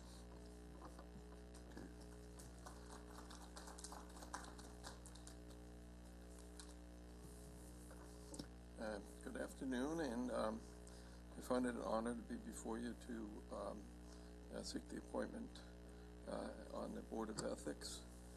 Excuse me 1 second. I had submitted a resume and then realized there were a few items that were left off. You don't realize what you've done over I won't repeat my age, but or state my age, but over a significant amount of time. Besides what I listed on the resume, I feel I'm qualified for a number of other reasons. First, I've been practicing law for 45 years, over 45 years. And in that, of course, we study and we apply the Code of Ethics for attorneys. And in the practice, you also practicing in private and corporate, many ethical issues come up and they have to be recognized and analyzed. And I've had, over the years, numerous issues regarding ethics that I've advised on the clients. I've also been, in the past, an adjunct professor of business law at St. John's University as well as Nassau Community College. As an undergraduate, I was appointed to the Student Judicial Board in the 1968, 69, where we had to review violations of code of conduct at St. John's involving student occupation of buildings and protests. And as far as well, that experience and what I've obviously posted on my resume, I understand the significance of the confidentiality of the position and the impartiality of it. And I've never held public office, nor have I sought any party office. And I feel that I can be extremely objective and non-political in this position, and apply my experience over the years in this area. Well, thank you very much. And thank you very much. So, yeah. Thank you very much for the consideration. Thanks. Any questions? No. From our side, thank you to both of you. All in favor signify by saying aye. Aye. Those opposed? Aye. They carry unanimously. The next two are the appointments to the Nassau County Bridge Authority. Those are 34 and 35. Resolution 24 and Resolution 25. Resolutions to confirm the Nassau County Executive's appointment of Samuel Namias and Vincent Pasqua to the Nassau County Bridge Authority. Motion by Deputy Presiding Officer Copel, seconded by Legislator Ford. So that's now before us, gentlemen. Good afternoon, esteemed members, esteemed legislators. Oh, sure, it's Samuel Namias. I'm very honored here today for this appointment. I've been a resident of Nassau County for 20 years, and I've given back to the community. I've ran a research firm here for almost 20 years. My background includes some of the most, working for some of the most prominent companies and helping to develop their research infrastructure. I want to give back to the community, and I'm very, again, honored to be here for this appointment. Living in Lawrence, you're able to see what goes on with the bridge, and I'm very confident that I can make a meaningful contribution to my role. So with that said, I don't want to waste more of your time, and I'm very thankful for being here today. Thank you. Thank you. Good afternoon. My name is Vincent Pasqua. I've been a resident of Nassau County for most of my life. I've worked in financial services for the last 25 years at firms including J.P. Morgan, Cantor Fitzgerald, Credit Suisse, among others. I'm looking forward to having the opportunity to give back to my community and to my county and use my skills to help lead the operations and the fiscal health of the Nassau County Bridge Authority. I live in Atlantic Beach within view of the bridge. I know a lot about the bridge. Actually, this year is the 70th anniversary of the bridge. So it means a lot to me to have the opportunity, and I'd like to thank the legislature and the county executive for the chance to appear before you today. Thank you. Thank you also. Any questions? Legislator Ford and Legislator Solange. Good afternoon, gentlemen. Thank you very much for both of you agreeing to be on the board. I live in Long Beach, so I know all about the bridge, and I like the fact that we have both sides represented, whether or not it's north and south, and I look forward to meeting with you in the not-too-distant future so that we can discuss the Atlantic Beach Bridge and how we can move forward with it. But thank you. Thank you so much, Ms. Ford. Thank you very much. I also reside in, sir? I also reside in Lawrence, and oftentimes I take a jog on the beach. Can't ride my bike on the beach. You can't ride your bike, excuse me. I take a jog on the bridge. You can't ride your bike on the bridge. What is your position on Easy Pass? Because this is one of the only bridge here in New York State, to my understanding, that does not accept Easy Pass. What is your collective, and to my fellow neighbor in Lawrence, what is your collective position or individual position on the use of Easy Pass with the bridge? Thank you. Interesting. Thank you for the question. Obviously, I've traveled over that bridge thousands of times. While Easy Pass is efficient, there are a lot of drawbacks to Easy Pass. I've done research on it. Actually, the company that manufactures Easy Pass is a client of my former firm. So I know that many of these cashless toll companies can charge anywhere from 30 to 40% of the actual toll. The Atlantic Beach Bridge toll, I believe, has not increased for about 15 years. To their credit, they've been able to manage the bridge extremely effectively. I watched the entire rehabilitation of the bridge. While I think that as we enter an age of cashless society, people reaching for $2 and not having it and trying to back out of the tolls is always an issue. But I think there are potential solutions with card readers for debit and credit, which would have a fee of 6 cents as opposed to, say, 40% of the toll over the bridge. Understood. So are you contemplating implementing such a system?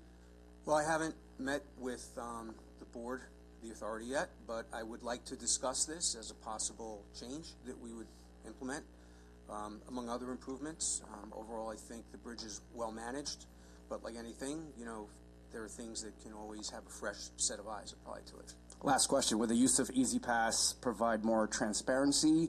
I mean, with all that cash coming into the bridge, I mean, you know, if you could please talk about the checks and balances that we have with that accounting system, please. Absolutely. So the way that, and I know this through my own experience, the bridge, first of all, there's cameras all over the toll booths of the bridge, and they record every transaction that goes over the bridge.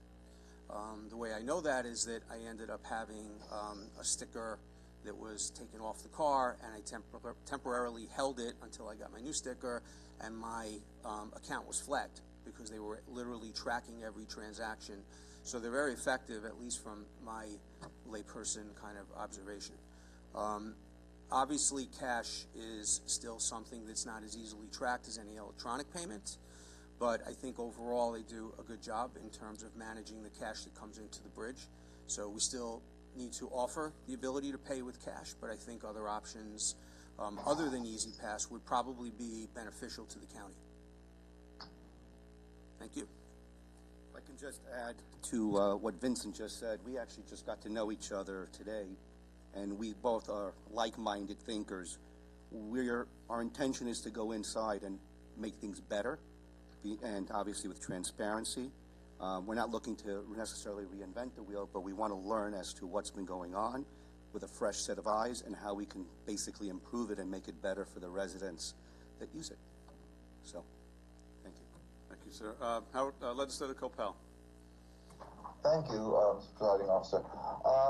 I too would like to speak to the question of how the tolls are collected. One of the issues right now that I perceive is that when you go across the bridge, let's say towards December, and the current system, the card is running out. You've got to get a new card, and you've got to get a new card. I think it's for 10, or I don't recall exactly, 10 trips. That's not right because the card expires in January 1, and many residents of the areas, surrounding areas, might need to take 1 or 2 trips then. It's almost a theft of money. I really look forward to seeing how you resolve it. I think that the electronic collection system of one sort or another is important. I'd like to know how you're going to implement that. I mean, Easy Pass, of course, is... I understand you don't want to give away 40%, but on the other hand, we've got to do something about the current collection system. I'd be very happy to meet with both of you. I wonder if you would do me the favor of just contacting my office and we can set up an appointment. But I do look forward to working with you. Thanks. Thank you. We look forward to working with you and meeting with you as well. All right. Thank you. Thank you both. Anyone have anything else? Oh, Legislator Reggie Whitten. I'm not sure if you handle any type of personnel issues or if it's just financial, but we have bridges on the North Shore also, and I speak occasionally to the bridge operators with the drawbridge in Bayville, and they have brought up the problem of staffing as a major concern, saying that they're unable to get days off. You know, they're mandated to have that bridge operational by the Board of Transportation and everything else. So just if you could just remember, there's a few bridges up north also, and if you could just look at the staffing all around, I know that that's a major issue. Okay. All right. Anyone else? All in favor signify by saying aye. Aye. Aye. Those opposed? Aye. Carries unanimously. The next two are items 36 and 37, resolutions 26 and 27. These are resolutions to appoint Robert Gizzi and Mark Plummer to the South Nassau Water Authority. Motion by Legislator Rhodes, seconded by Legislator McKevitt.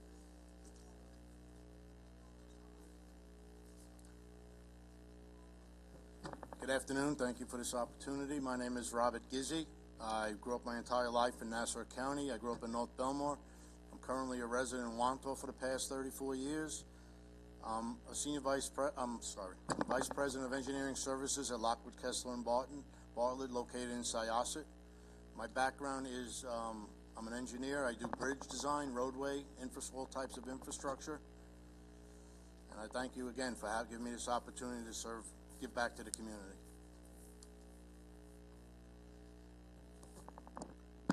Good afternoon. My name is Mark Plumer.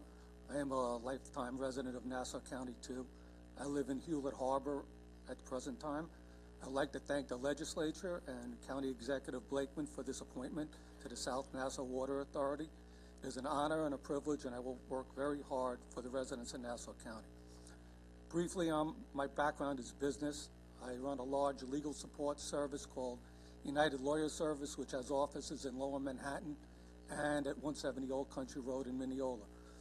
My clients are all law firms throughout the country, throughout New York State.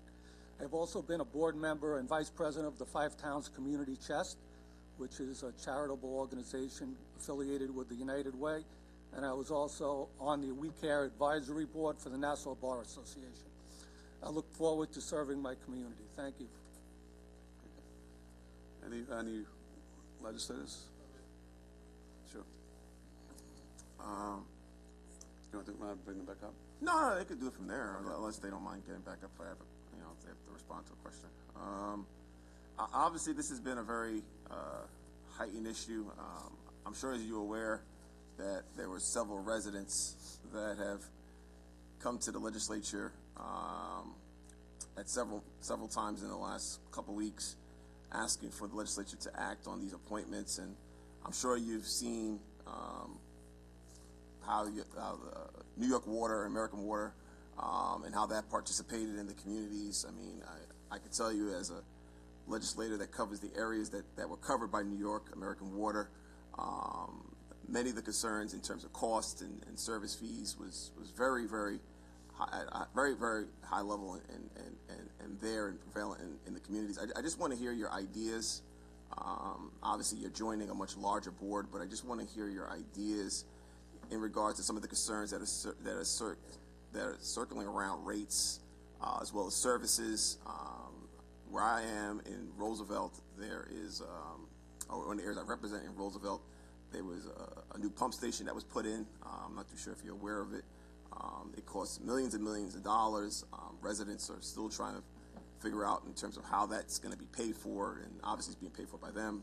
But I just want to hear your thoughts. This is a very, very important appointment.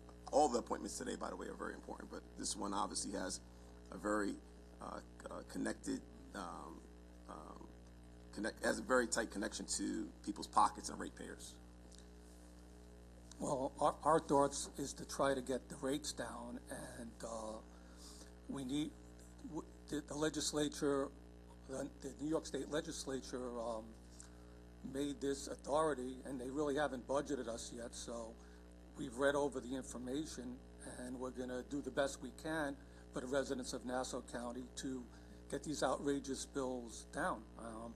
People that I speak to in my sphere, I live in Hewlett, my mother lives in Valley Stream, are outraged by the water bills. My mother is 89 years old, and she gets these crazy water bills. She's on a Social Security fixed income, and you know, the main goal, I guess, of this whole thing is to try to reduce the bills, and that's what we'll try to do. But we're pretty new, and we haven't really gotten started yet.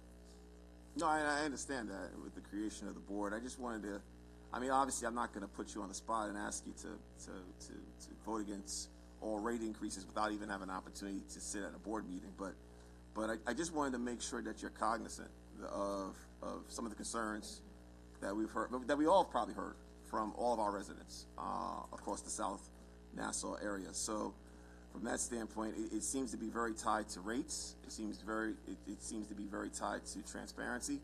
And I just hope you bring in that breath of fresh air that basically will try to relieve people of the high rates, but at the same time add a level of transparency. But thank you again.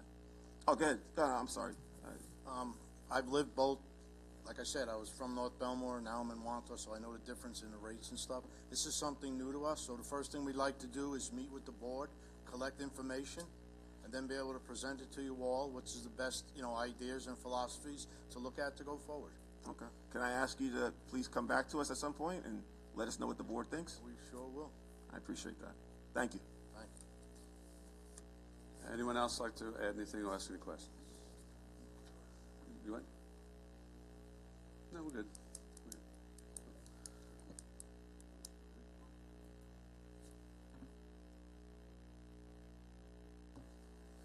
First off, I just want to thank both of you for taking on, agreeing to take on this challenge, and it is quite a challenge. I mean, my summertime water bills is just my wife and I. We do have a sprinkler system. We operate it every other day like we're supposed to. My summertime water bills in Belmore are, $250, $275 a month for water. So, I'm living the outrage that we hear from so many New York American, now Liberty Water customers and ratepayers. So it's a big undertaking. And I know the challenges that you're going to face, particularly since, while the state created this authority, they didn't provide, unlike what they did with the North Shore Water Authority that they created, where they provided $1 million in funding to actually help that authority get started. The state, in its infinite wisdom, dropped the ball and declined to provide you with any funding to be able to operate. That's something that over the next couple of weeks, I am certain that we're going to be, particularly as the state is going through its budget process, that is something that I hope both sides of the aisle are going to be turning up the heat on our state legislators to have them step up to the plate to provide you the funding. Because right now, to be perfectly honest, you've been set up to fail. Because right now you have no mechanism to be able to actually do what you're supposed to do. And it's a big job. You're going to need to get engineers, you're going to need to get attorneys, you're going to have to interact with Liberty to try and reach some sort of negotiated settlement if there is in fact going to be a takeover. You've got to investigate what the impact is going to be on taxes, on property taxes, because obviously if there is a public takeover, those facilities will no longer be paying local taxes, and what's the impact going to be on residents? Because even though their water rates may come down, their property taxes may go up. You're going to have to evaluate, obviously, what the condition is of the system that we would theoretically be taking over, and ultimately you're going to wind up having to present to the public for a public referendum all of these possible alternatives so that the public has the opportunity to make a decision as to and Liberty ratepayers have the opportunity to make a decision as to what fits best for them. So it's a huge undertaking, and I want to thank both of you for stepping up to the plate. I would just encourage the state to step up to the plate as well and actually provide you with the ability to get the resources that you need to be able to do the job. But in anticipation of the vote, thank you so much for being willing to help us out here. We appreciate it. Okay, thank you very much. We're good? All right. All in favor of the two appointments signify by saying aye. Aye. Aye. Those opposed? All right, those appointments carry unanimously. We're going on to the next appointment, which is 22, Resolution Number 12. It is a resolution to confirm the Nassau County Executive's appointment of the Honorable Thomas Adams to the position of County Attorney. It's moved by Legislator Gaylor and seconded by Legislator Ferretti. Good morning. Hello, Judge. Good evening. Thank you very much. I got your attention, didn't I? That's what you do. I'm Thomas Adams, retired Supreme Court Justice. Grew up in this county, Hempstead, Uniondale High School, Elizabethtown College, New England School of Law. My first job was the Nassau DA's office. I was there for 7 years. I became law secretary to Judge Marvin Goodman. Another 7 years, I was elected to the district court in 1987, the Supreme Court in 1992. I was appointed by Governor Pataki to the appellate division, second department in 2001. I was appointed by Governor Pataki again to the New York State Court of Claims. I was reelected in 2011. Probably ran with most of you up here somewhere along the line, especially your father. In 2013, the Chief Justice appointed me the Administrative Judge of Nassau County, and then when I hit 70, they made me the Chief Judge of the appellate term for the 9th and 10th District. My whole career has been here in Nassau. The county attorney has asked me to become the county executive has asked me to become the county attorney. It's an honor and it's a challenge. I'm ready to do it with your blessing.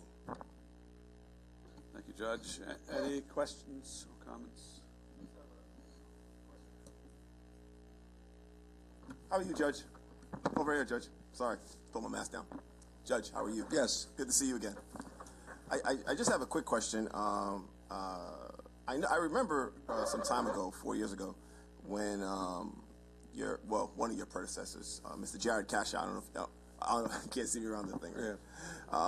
Yeah. He went through a very rigorous debate back and forth, which is absent today, which I can't figure out why.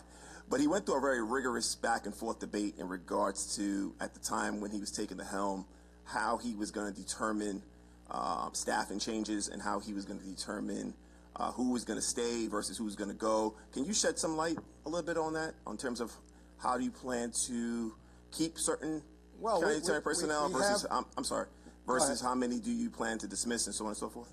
Well, I have a staff of about 57. I intend to keep all these people.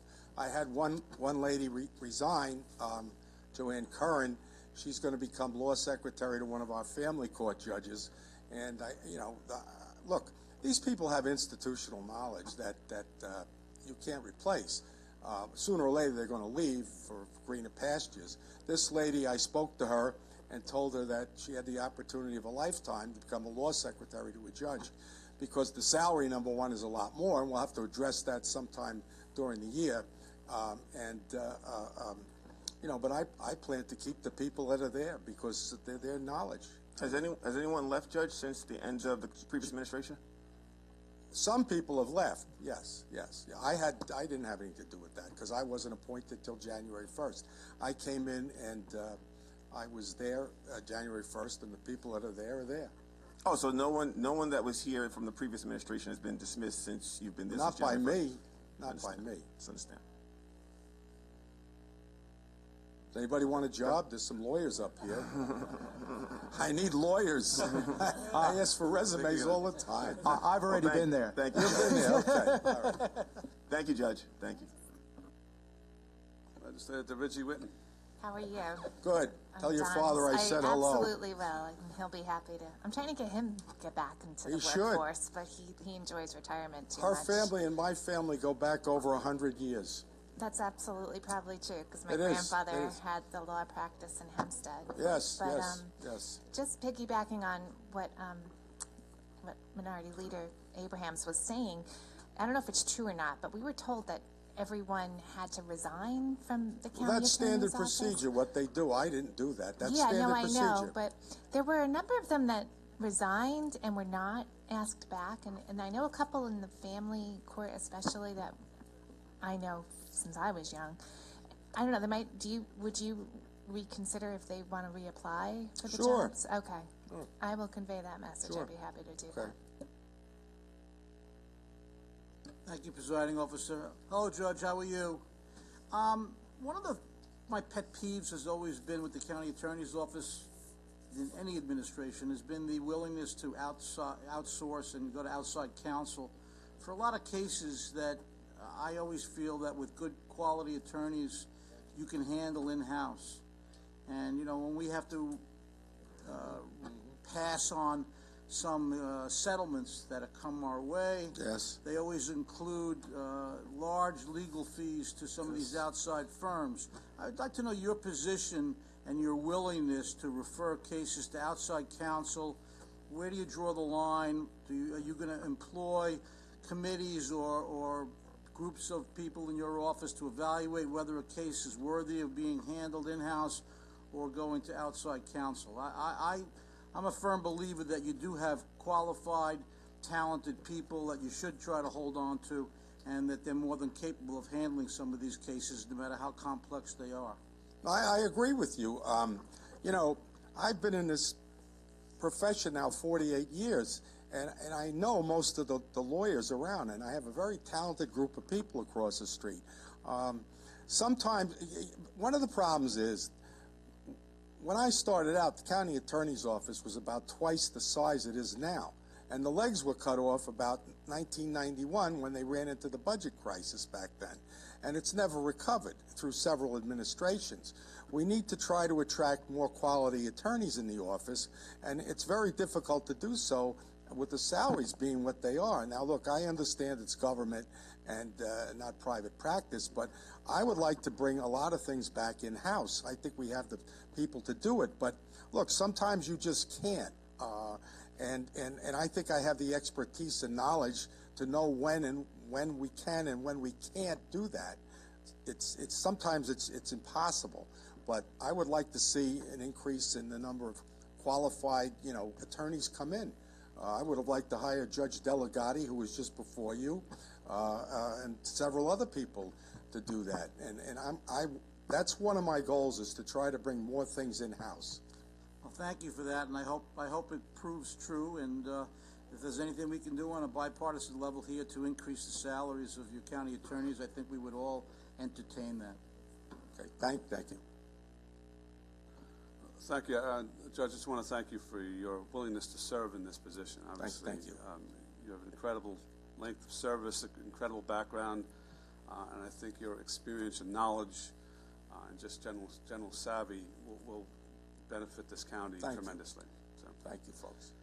Anyone else? Thank you. Thank you. All in favor signify by saying aye. Aye. Those opposed? Aye. Passes unanimously. Congratulations. Item 23, Resolution 13, a resolution to confirm the county executive's appointment of LaDonna Taylor to the position of Executive Director of the Nassau County Youth Board. Moved by Legislator Walker, seconded by Legislator Giuffre.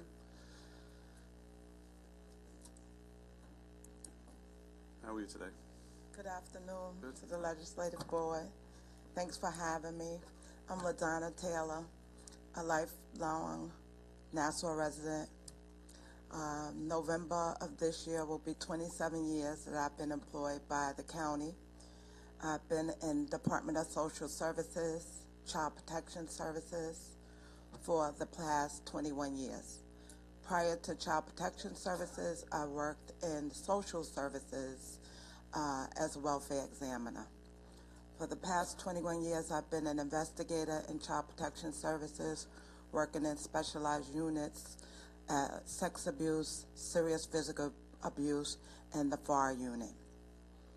In those units, we work closely and intensely with the Special Victims Unit in Bethpage, and I've also in FAR worked very closely with community services, community liaisons, and I'm looking forward to, I'm honored actually, to this position as Executive Director of the Nassau County Youth Board. Since stepping in January, I've implemented a few programs. There was no time to waste. There was funds that was allotted by the state. With those state funds, they are expiring in March, so I had to jump right in and implement some programs. One of the programs that I implemented was the OSHA 30 program. I worked with ABBA in Hempstead. Those funds were to be for gang and gun prevention. So with ABBA, we did a OSHA 30 class that started on Monday.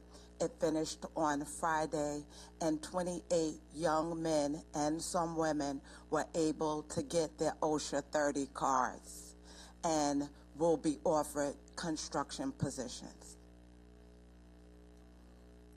Thank you. Okay, thank you. Let me just say that we were very pleased to hear that from Mr. Boyle from the Youth Services Agency that you've already been working with his group and advocating for increased funding from the state. I would offer our support in every way possible for your efforts. So whatever you need from the legislature in your advocacy efforts to obtain that funding, just please let us know. Thank you. Yes, I look forward to working with the 46 agencies, and Mr. Boyle's program is one of them. And I've been on the phone with the state back and forth pushing for more funding. Great. Thank you. Thank you, guys. Have a blessed day. You too. Wait, any questions or comments? Legislator Walker. Ms. Taylor? I look forward to us working with you. Long before I was a legislator, I've been very, very involved with many youth activities in my community and throughout my district. Still very involved with our sports groups and our different school groups and work with the scouts and work with so many, but our youth are our future, and everything that we can possibly do to help them, benefit them, and to do that it takes money, and as we heard before, and I work with the Hicksville Boys and Girls Club and many of the other groups that work with our youth in our districts, but we need to get more and be able to do more for our children, and I think especially after this whole COVID pandemic, and many of them have been, shut indoors and not been, doing other activities, and, more so than ever, we need to help them as much as possible. We need to help our youth groups as much as possible. So I look forward to all of us working together with you. Thank you. Thank you. Anyone else? Thank you again. All in favor of the appointment signify by saying aye. Aye. Aye. Those opposed? Carries unanimously. Thank you. It's an honor. Thank you. Item 24, Resolution 14. It's a resolution to confirm the county executive's appointment of David Chang to the position of county treasurer. Moved by Legislator Phillip, seconded by Legislator Schaefer. Thank you. It's an honor to be here. And thank you to Mr. Blakeman for selecting me, the first Chinese American to be appointed treasurer of Nassau County. So it's really a pleasure. Thank you. I came to America with very humble beginnings. My family immigrated here in 1979. I was the youngest of 6 kids. I had 4 older sisters. That's why I knew how to deal with it from an early age. But anyway, we immigrated to the United States, and we didn't have anything. I mean, we started from nothing. And, when I was 10 years old, I used to take the train from Brooklyn to Chinatown to work in the factories when I was very young. So I learned very young to work hard and to save my money. When I was in high school, I was already basically saving a lot of money and helped with my father's first house, actually, when we purchased. When I was in college, I went to NYU, Stern School of Business. I worked 3 jobs to put myself through the school. My parents didn't have the money to pay for that school. So then when I graduated, I worked on Wall Street. You all have my resume. I mean, I worked on Wall Street for 20 years. And I left Wall Street because my family needed me. My son was born premature. I spent 7 weeks in the incubator. My mom had Parkinson's and Alzheimer's. So I decided to leave Wall Street to focus on my family. And as I was focusing on my family, I also got involved in the local community. I've been a resident of Manhasset for 9 years. I've been involved with all the community groups. I've been involved with the schools. So it's really an honor to serve the county. This is basically the next chapter in my career. You can see from my resume that I have lots of experience. I was a research analyst. I basically told hedge funds and mutual funds what stocks to buy and what stocks to sell. I was also an investment banker, basically taking companies that were private to public. So I know how to negotiate. So all the banks that work with the Treasurer's Office better be careful, because I'm going to be a tough negotiator. My parents, we started with nothing, and we've been very successful. So I'm living the American dream, and I hope that working for the county, I will be able to help give back to the community. So I thank you for this opportunity, and thank you, Mr. Blakeman, for appointing me to the Treasurer's Office.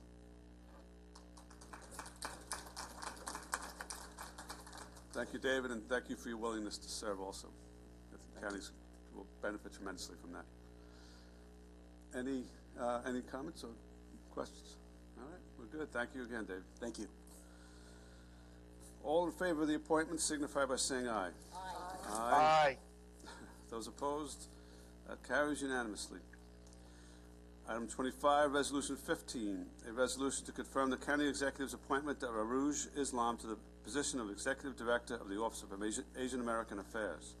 Moved by Legislator Rhodes, seconded by Legislator Ford. Good afternoon. Thank you, Presiding Officer Rich Nicolello, Minority Leader Kavan Abrahams, and to the entire legislature for allowing me to come here and speak and get to know me a little better. I'm grateful that County Executive Bruce Blakeman has selected me for this position, and I hope you all confirm my appointment, as I look forward to working with many of you to engage with and enhance the quality of life for our constituents. I'm a Valley Stream resident, a mother to a beautiful 4-year-old boy, and soon to be graduate of Industrial Organizational Psychology Master's Program from Brooklyn College. I have worked as an educator and a human resources professional, focusing on areas of personal, professional development, diversity, and inclusion. I have worked with people from all walks of life and many of the interfaith and humanitarian initiatives nationwide and abroad. At this time, however, I wish to cater to the needs and concerns of my local community, and I'm honored to serve a diverse Nassau County and use this platform to amplify the voices of our growing Asian population that have contributed so much to enriching our society. My first step has been to meet with the heads of different offices to form a strategic plan, and I expect to collaborate with the other outreach offices and many of the long-standing Asian community organizations to disseminate information effectively. I'm passionate about serving the 12% and increasing population of the Asian population, made up of teachers, nurses, small business owners, police officers, maintenance workers, and so much more, who make up the fabric of Nassau County. And I hope you can support County Executive's decision in appointing me as the Executive Director for the Office of Asian American Affairs. Thank you so much. Thank you, Aruj. And any questions or comments? The office was created by the legislature, and we're very proud of the office and look forward to you. It's done a lot of great things, and we think you'll lift it up to even greater heights. Thank you so much. Thank you. All right. Any debate or discussion? Hearing none, all in favor signify by saying aye. Aye. Those opposed? Carries unanimously. Number 26, Resolution 16, a resolution to confirm the County Executive's appointment of Darcy Bellier to the position of Commissioner of the Department of Parks, Recreation, and Museums. That's moved by Legislator Kennedy, seconded by Legislator Ferretti. Good afternoon, everyone. My pleasure to be here with all of you today. I'm Darcy Macron Bellier. I'm a lifelong resident of Nassau County, third-generation resident of Nassau County. My family has owned a business in Nassau County for over 70 years, now in its third generation as well. I have resided in Glen Cove for most of my life with our legislator Whitten, and I lived away for just a short period of time. I attended Glen Cove High School, University of Hartford, business management major, with a BS degree, and then I've had a love and a passion for sports my entire life. Went on to receive a master's degree at Springfield College in sports management, and I began my career in the private sector, working for Madison Square Garden, and then for a company called Main Events, doing sports promotion. Wanted to start a family, took a civil service exam, and began a 25-year tenure as Parks and Recreation Director with the City of Glen Cove. Unfortunately, my title was abolished in the end of 2020 for the 2021 budget. It is not on my resume, and I apologize for that. I did work last year for 4 months as a teaching assistant in one of our elementary schools in Glen Cove, the first grade class. And I'm very pleased to have been offered this position. I'm in my 5th week, and I'm loving every minute of it. And I hope to really work together with all of you to make our parks and facilities as robust as they can. This is one of the largest park systems in the country, and I'm pleased to be at the helm. So I hope that you will all work together with me and affirm my appointment. So thank you. Thank you.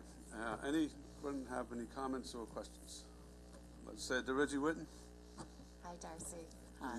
I just have to put on the record that the two of us have some things in common. Not only have our families been friends for probably, I would say, over 50 years, but Darcy was the first all-county person in Glen Cove, female in Glen Cove, and I followed in her footsteps as the second. And I remember seeing your picture on the wall, and I thought, wow, that's amazing. And I never thought I would ever be able to, but we've always had that tie-in together, and I've always enjoyed your friendship, and I know that the kids have always really been drawn and attracted to you, and you've made a lot of good, you've made a lot of differences in many kids' lives. So Thank you.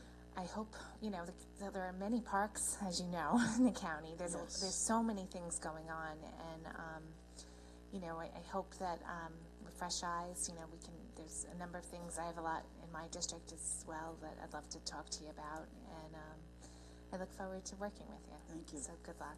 Thank you. Okay, Legislator Schaefer, then Legislator Muley. Good afternoon. How are you?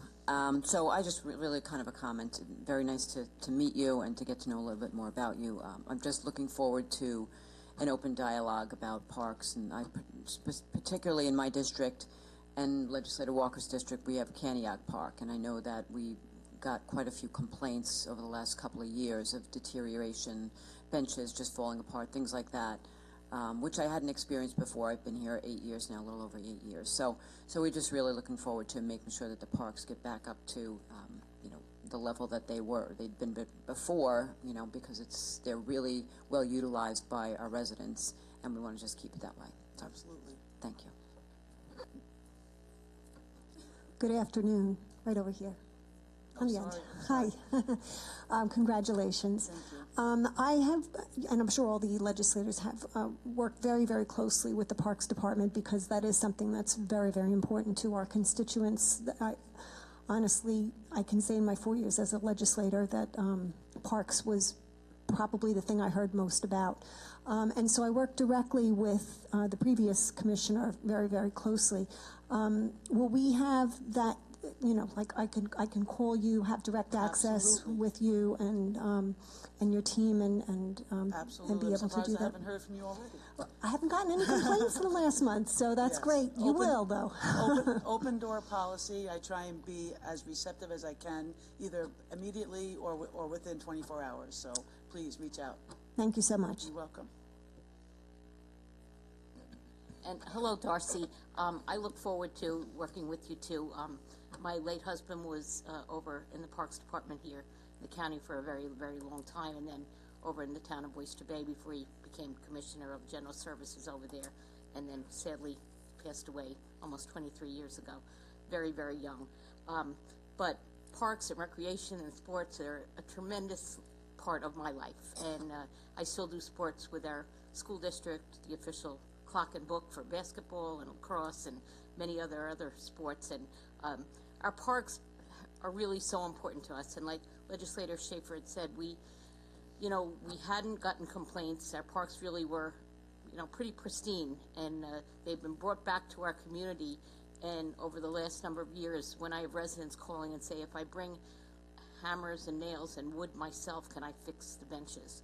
And when I would reach out and I was told, well, we really don't have the manpower, and and it's sad. It's sad to think that something that's so important to so many of us, and just to be able to enjoy it, to go down to our parks and enjoy summer nights there, activities there, watch softball games, go to the pools or whatever, are just so important to everybody. And so I certainly look forward to working with you on many of the events that the Parks Department has, are just tremendous events for all of our residents, from our very young to our seniors and our veterans, and things that we do in our parks. It's great. So you sound very excited about your position, and I really look forward to working with you as much as I possibly can to make sure they become even bigger and better. Thank you. So.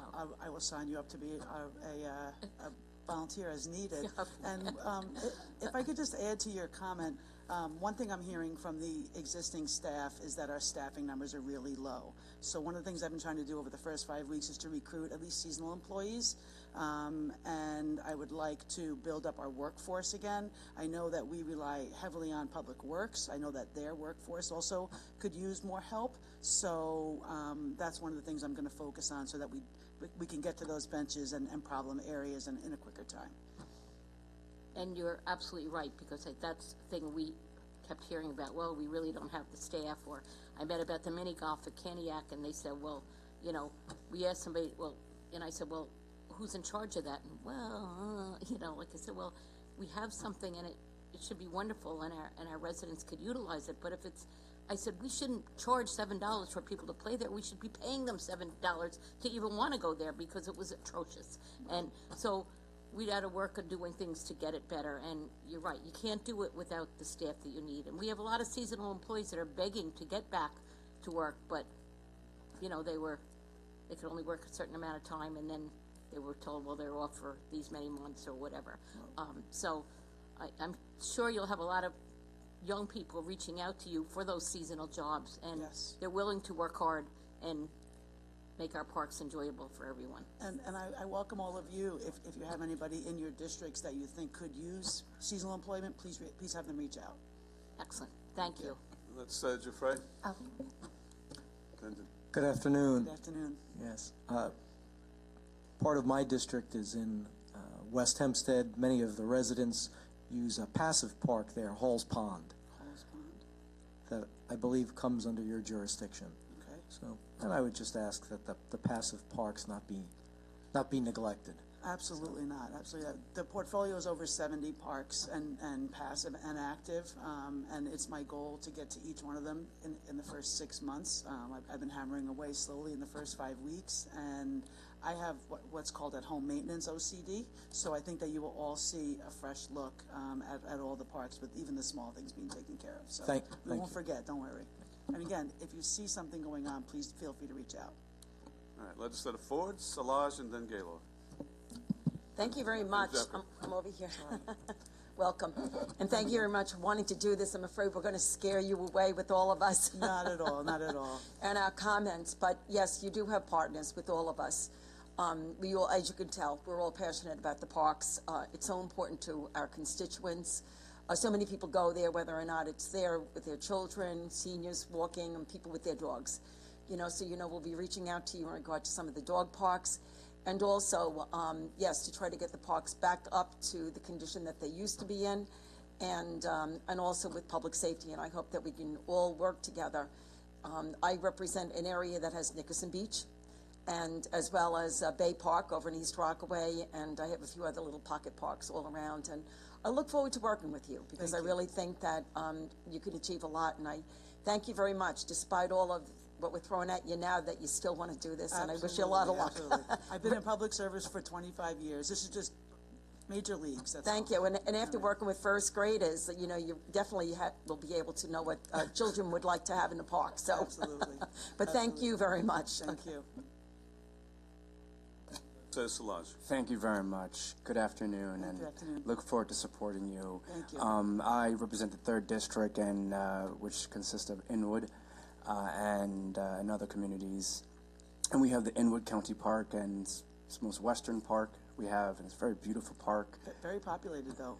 Yeah. A lot of people use that park. Yeah. And there's actually a view of the Verrazano Bridge. It's a beautiful park. But unfortunately, at many times, there isn't sufficient staff to check the identification of individuals using the park. As a result, many people who don't live in Nassau County are using the park, and unfortunately that is an opportunity of lost revenue. We could have gained revenue from these individuals using our parks.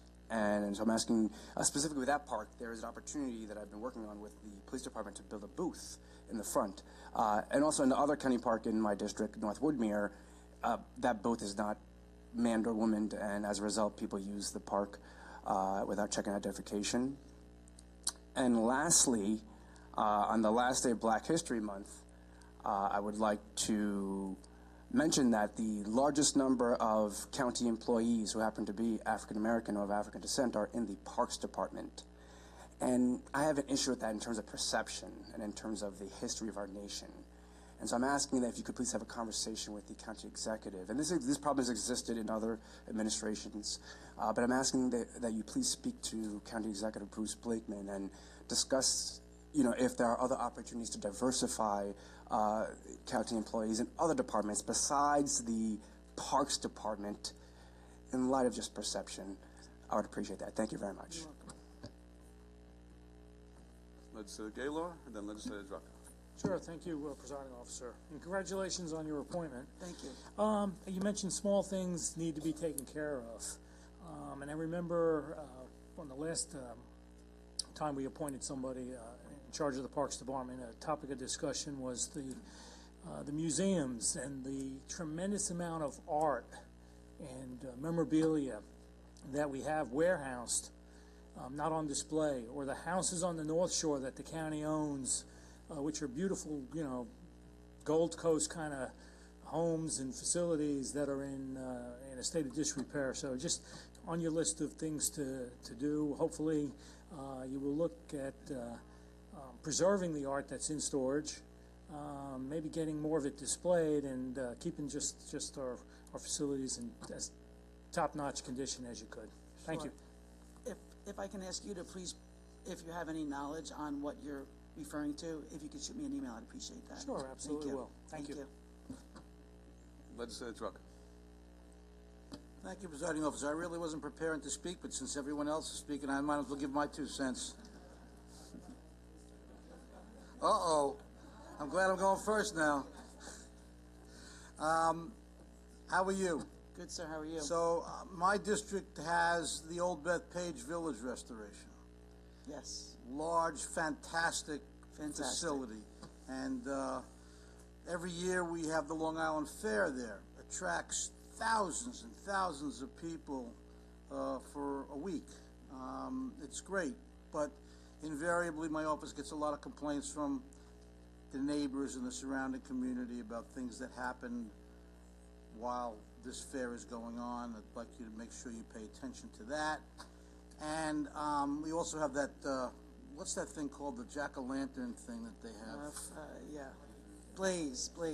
Yeah, that's a beautiful thing too, and that goes on for a couple of weeks. So there's a lot of events there and they're even filming The Gilded Age now, which is a show that my wife loves. I haven't watched it yet. My wife loves it. She says, "How could you not watch it? It's filmed right in your backyard." This facility, this park, is attracting major things as far as the residents of Nassau County go. Not just culturally, but economically. And so it's really important for the Parks Department to pay attention to it and to be sensitive to the needs of the community. Thank you. Will do. Thank you. Anyone else? Legislator Rhodes? I'm going to throw in my list as well then. First of all, as Legislator Drucker, I'm sure knows, I play 1864 rules baseball over at Old Bethpage Village Restoration. I want to invite Legislator Drucker to come down and join us in a game one day. But my little laundry list item is Wanto Park and Cedar Creek. Wanto Park, we have $2 million that was budgeted, I believe, out of Sandy money. That was designated to do several repairs, but also to overhaul the marine playground in Wanto Park. That project has been stalled, and I'd love to see that moving because it really is a disaster back there. In addition to some security issues about kids hanging out at night, so I'd like to see if we can also work with the police department to perhaps put in some cameras. That's just Wanto? Yeah, this is Wanto Park. There's several entrances to that park directly from the neighborhoods, so that becomes an issue. And Cedar Creek is probably one of our most used parks, but is in terrible condition. So I'd love to work with you on a capital plan on how we can actually improve that park. I would appreciate that. Thank you. You bet. Thanks. Legislator Bino. Thank you, Presiding Officer. Hi. How are you? How are you? So I have no parks in my district. That's okay. So build Would you me like one? Build me a park. All right. Build me a park, please. But in all fairness, a lot of the kids utilize the Cantioch Park. So everything that legislators Walker and Schaefer mentioned, I echo. One of the things that I was going to talk to you offline, but I saw you taking notes, so I figured I'd add to your list. Have to test your memory. You were at the museum the other day. We didn't get a chance to speak, the African American Museum. So the museums are in my district. And the African American Museum is one of many, but I know that they're having a problem with a leaking roof there. And just probably, I don't know, maybe back in 2017 or 18, we were able to get unanimously, this body passed $500,000 for capital improvements for that museum. And one of the things that they fixed was the roof. And with the background in housing, I know sometimes you fix a roof and, because it was leaking in one area, but unfortunately, it can start leaking in another area. But nonetheless, I'd ask that you look into that. I did speak to Public Works about it, but just if you could just look into that. And then unanimously, again, through this body, we've been able to earmark $250,000 for this capital year and into the outer years. as well. And I'd love to start working towards, looking at the design, what we can do there. The objective is to create a space where they can actually curate, exhibits so that they can become a little more self-sufficient there at the museum. Okay. And so if we could start working on that and get it off the ground, I think that would be phenomenal. Okay. Okay, thank you. Keep in touch with me on that. Will do, All right. will do. Okay. Minority Leader Abrahams. Thank you, Presiding Officer. I guess I'm going to be quick with my three projects, but three park projects. How are you? Good, how are you, Looking sir? forward to working with you. Real quick, one, and I see the commissioner here from DPW, Commissioner Arnold. I have a very exciting project that's going on with Centennial Park. I would love to talk to you more about it. The commissioner and his department did a great job with the design. We're really redoing the park, and I would love to hear your ideas and continue to try to make it safe. It resides on the corner of Nassau Road, Centennial, and Babylon Turnpike. But it's a very exciting project. I don't know if you're familiar with Centennial Park, but I feel it has so much potential, and I think the commissioner did a good job with the design with that. Obviously, making sure that our park workers continue to have the support they need, the resources they need. Reverend Arthur Mackey Park, which also resides in Roosevelt, is a hidden gem. Many of you probably see it as you're driving down the Meadowbrook. There's a big pond that exists. I would love to see it get utilized a little bit more, so your ideas with that. And then it's a very small park. It's probably the size of this well. It's not big at all. It's a passive park, but it's a Martin Luther King Park. It sits on the corner of Nassau Road and Uniondale Avenue. I've noticed from not just, from the time it was created, going back some years under the Swazi administration and then obviously several administrations afterwards, it gets overlooked and neglected. The trash cans overflow. The town of Hempstead always says that. It's their responsibility. It's the county's responsibility. The county says it's their responsibility. But the park continually has paper wrappers, McDonald wrappers all throughout it. I would just like to see a little bit more. I know it's a small park, and most people probably don't think it's a park. It's more of like a walkthrough to get from one side of the block to the other. But I would love to see some attention there, maybe some, in the springtime, possible planting of shrubs and bushes, and then obviously the cleanliness of the park I would like to see as well. But if you want, as you dedicate staff towards this kind of stuff, my office would be happy to meet with them or talk to them about any of these issues as well. But thank you. Thank you. Anyone else? You have that list? Thank you. Thank you all. All right, very thank much. you. All right, any debate or discussion? All in favor signify by saying aye. Aye. Those opposed? Carries unanimously. Item 28, resolution number 18.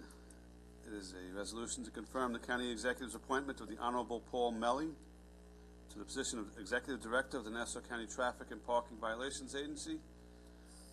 Moved by Legislator Walker, seconded by Legislator Gaylor. Good afternoon, legislators. My name is Paul Mealy. I'm a resident of Glen Cove. I have been for some 47 years, where I live with my wife and have raised 4 children. I'm particularly honored to have been asked by the county executive to accept the appointment of Executive Director of Nassau County Traffic and Parking Violations Agency, known by many as TIPVA, known by many more, especially at the district court, as Cooper Street. I'm particularly honored because, as you may know, TIPVA is an arm of the district court where I served as a judge until the end of 2020, when I was required to retire by Article 6 of the state constitution, given my age. I presided while there over thousands of cases, many involving the vehicle and traffic law, the transportation law, the tax laws of the state. I oversaw 3 criminal parts simultaneously that were combined under my supervision. We took combined caseloads of thousands of cases, reduced the inventory by some 60% while I was there. We virtually reduced cases that were more than a year old, which was, some of them were 7 to 10 years old when I got there. I was always among the court's leaders in dispositions and trials. Before I took the bench, I was a Nassau County Deputy Controller, where I oversaw the audit unit and counseled the controller on a number of issues, and I was also the county attorney's chief of litigation bureau, where I oversaw a legal and paralegal staff of approximately 50 people who handle thousands of cases. I also directed deputy county attorneys and outside counsel in litigation on all types of issues. Prior to public service, I was involved as a trial attorney for some 30 years. At two of those firms, I was the managing attorney. Those were some of the busiest and largest law firms in the New York metropolitan area. Now, this is a particularly challenging time to take over TIPFA or to become its director. We have challenges and changes. We have an unprecedented backlog in cases given the pandemic. We have a backlog of about 50,000 dockets at the present time, and many more tickets. A docket represents many more tickets. We've had amendments to the vehicle and traffic law that's lifted or required the lifting of license suspensions. We've had, just last week, the transfer of thousands of transportation law cases from the district court pursuant to the order of Judge St. George last October. And all such future tickets, thousands of them, are going to be written to our court going forward. We have the upcoming introduction of the school stop arm program, and we have an upcoming move to Axon Avenue in Garden City that we're all looking forward to. I'd like to let you in on what I've done since I've been there to deal with these changes and to face these challenges. I'd be more than happy to talk to any of you either now or subsequently about what we've done. We've lifted restrictions on entering the building. No more must you have a ticket returnable that day or an appointment to come into the building. We're open for business. We resumed the scheduling of conferences for the first time in 2 years. We just sent out a notice of 2,000 conferences on 4,000 tickets. We've exploring our ability to conduct virtual conferences, something that I did with great success while in the district court. We've developed or developing a portal by which defendants and their attorneys can access discovery prior to trial, much like defense attorneys do with the district attorney's office, so they can see all of the discovery online before they come to trial. We've started an early assessment of cases to make sure we dismiss those matters that can't be successfully prosecuted, enabling us to focus on those that can. We're planning a return to night sessions once we get to our new location, given improved parking and lighting. We've established a system to publicize, calculate, and offer and track payment plans as now required by state law. We've met with the staff over at the district court to have as seamless a transfer as we can of all those trucking cases, and we've been communicating with TIPFA's stakeholders by communicating with the bar groups and the committees whose members come to our building. I'm excited about the prospect of being the director of TIPFA. We have a great and dedicated staff there that I enjoy immensely working with, and I'm available to answer any questions you might have. Well, thank you, Judge. And that was a very impressive presentation as to what you've already done and what you're already planning to do in just 2 short months. So it's very impressive. Legislator McKevitt. Good afternoon, Judge. How are you doing? Okay, Mr. Just curious, when do you think you'll be moving into Axon Avenue? Our tentative date is April 25th. Okay. And do you anticipate during that transition you may have to shut down the agency for a couple of days? You're trying to go from close on Friday, open Monday? What are you looking to do? That's a Monday. Right. I say April 25th, and I was very encouraged by my meeting with DPW until their last question is, what's your drop dead date? In other words, when can we tell you that the move is off? Mm-hmm. But as of right now, we plan on closing in the afternoon of the preceding Friday and closing the full day that Monday because all our communication systems will be set up when we get there, and we need to just make sure they work when we sit at our desks. Thank you. Okay.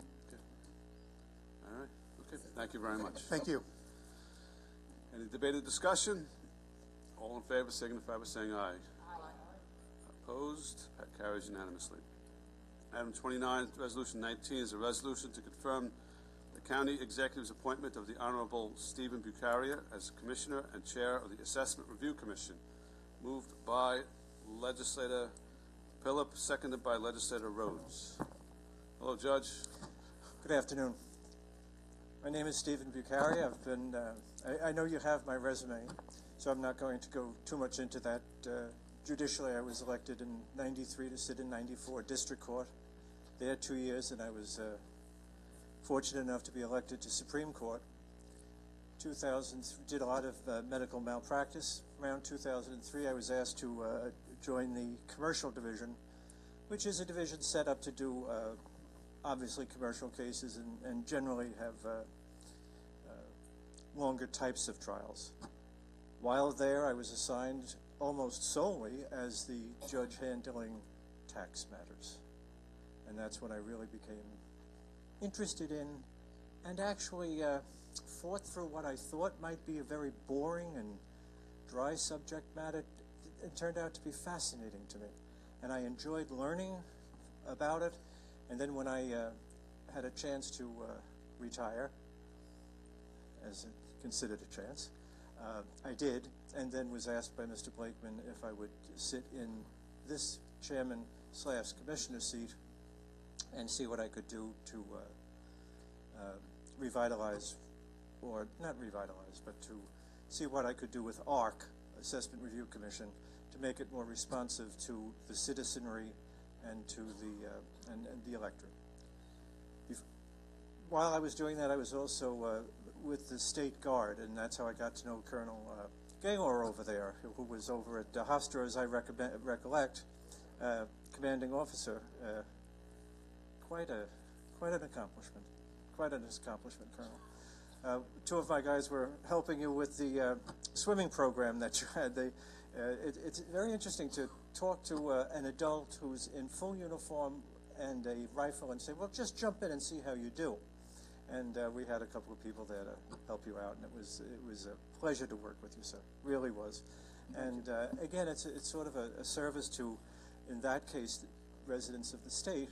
But we also, on Hurricane Sandy, we had a lot of people down at the beach area. I myself went down every day with the idea being that you can't, or you shouldn't, ask a soldier to do something that you're not willing to do yourself.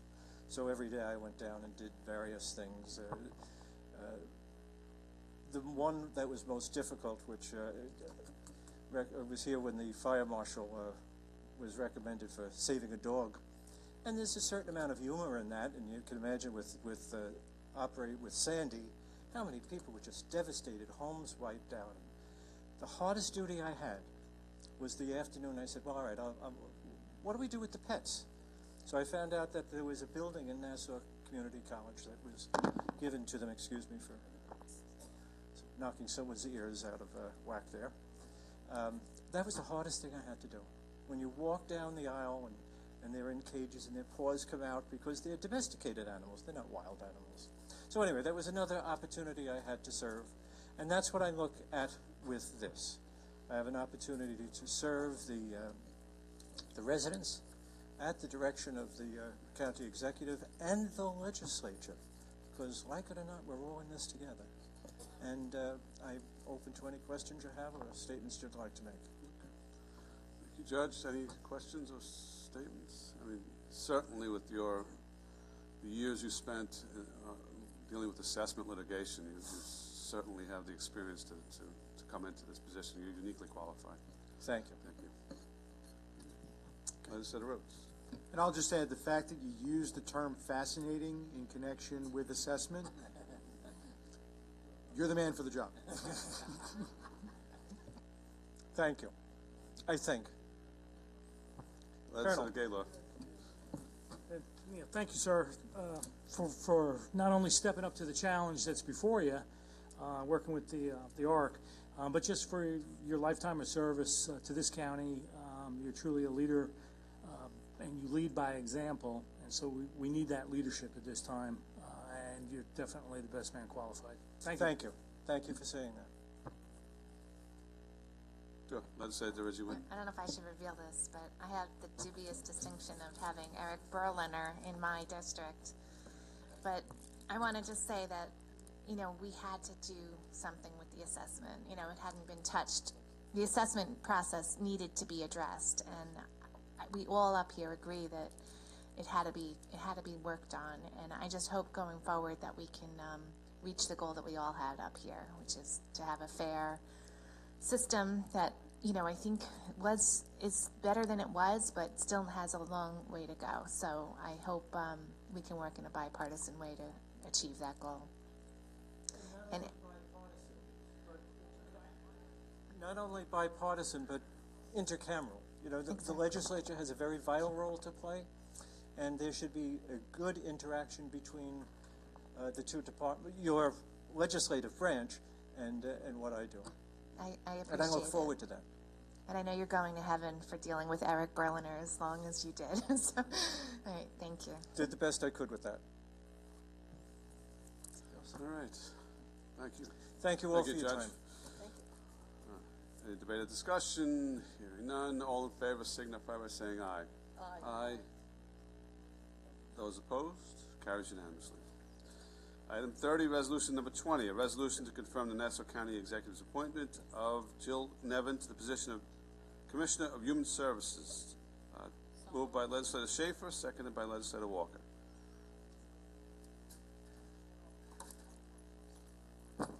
Good afternoon. Good afternoon. I want to thank the legislature for giving me the opportunity to appear before you today. I'd also like to thank County Executive Blakeman for this opportunity and recommending me for this position. I'm honored to have his confidence. I would also like to thank the members of the legislature for taking the time to consider me for this position. I'm humbled to be given this opportunity, and I look forward to working with all executive staff, agency staff, legislators, and county residents in my new role. I've been a county employee for over 10 years with management and problem-solving experience. For over the past 8 years, I have worked in the Department of Human Services as a community liaison specialist, coordinating and managing various programs within the Office for the Aging. Prior to that, I was managing constituent concerns and issues while working with county agencies and external organizations for resolutions. In this new role, I will have oversight of the following areas under the umbrella of Human Services: Office for the Aging, Office of Youth Services, Office for the Physically Challenged, and Office of Mental Health, Chemical Dependency, and Developmental Disabilities. I understand the critical nature of the services these agencies provide and take the role of Commissioner very seriously. My vision for the department is to ensure that a full continuum of services continues while offering the highest levels of care and communication. We will explore new opportunities and look to expand current services to meet the growing needs of Nassau County residents. Some program improvement and expansion ideas I have include addressing the opioid treatment clinic facility conditions and staffing levels. I also already restarted in-person Narcan training and assembled a new Narcan training team. I would like to expand school-based chemical dependency preventative programming to include an additional focus on opioids. Most of the current preventative programming focuses mostly on alcohol and marijuana use. I would like to expand the summer youth employment program to include more employers. And I'm also exploring the opportunity to for a pilot lunch program opportunity at the Bethpage Senior Center, and we are in the process of opening a new senior lunch program in Hempstead. I am looking forward to my continued work within Nassau County and the Department of Human Services. It would be my honor if you would also instill your trust in me by confirming my appointment. Thank you again for your time today. Thank you. Any questions? Legislator Mueller. Good afternoon. Hi. I'm a social worker by profession and training, and it's not a question, it's just a comment. That your department is oversees the most vulnerable populations that are in this county, and it is certainly my hope that you will take that responsibility very, very seriously, because they have the fewest people advocating for them, and of course are the most vulnerable in so many ways. And so that's something that I will be looking at very closely. Thank you. Absolutely. Legislator Walker. Now that we hopefully are coming to some kind of closure with the whole COVID issue and masks and maybe schools being much more open to having events. I know some of the schools in my district I've been at events to, and others have been basically on complete lockdown. I mean, when I have to turn in my supervision sheet, I have to like put it through the doorway, you know. So now that that will be happening, I would hope that so many of the programs, even programs that you spoke about, especially the drug, alcohol issues that we have that are brought back to our schools, working with our police department, because I know they're very anxious to get those back and going, and through your department be able to do that, and all the other different services that your department provides. You know, I've seen you in action over at our community centers and how well you work with our seniors and the residents there, and I know that that will continue throughout. So again, I look forward to working with you and helping you out in any way that I can. Thank you. I just wanted to add that obviously you have a lot of energy and focus on the task at hand, and I in particular I'm happy to see that they're hiring somebody from within the department who has an understanding as opposed to bringing someone from the outside. So I think you're set up to do very well. Thank you. Anyone else?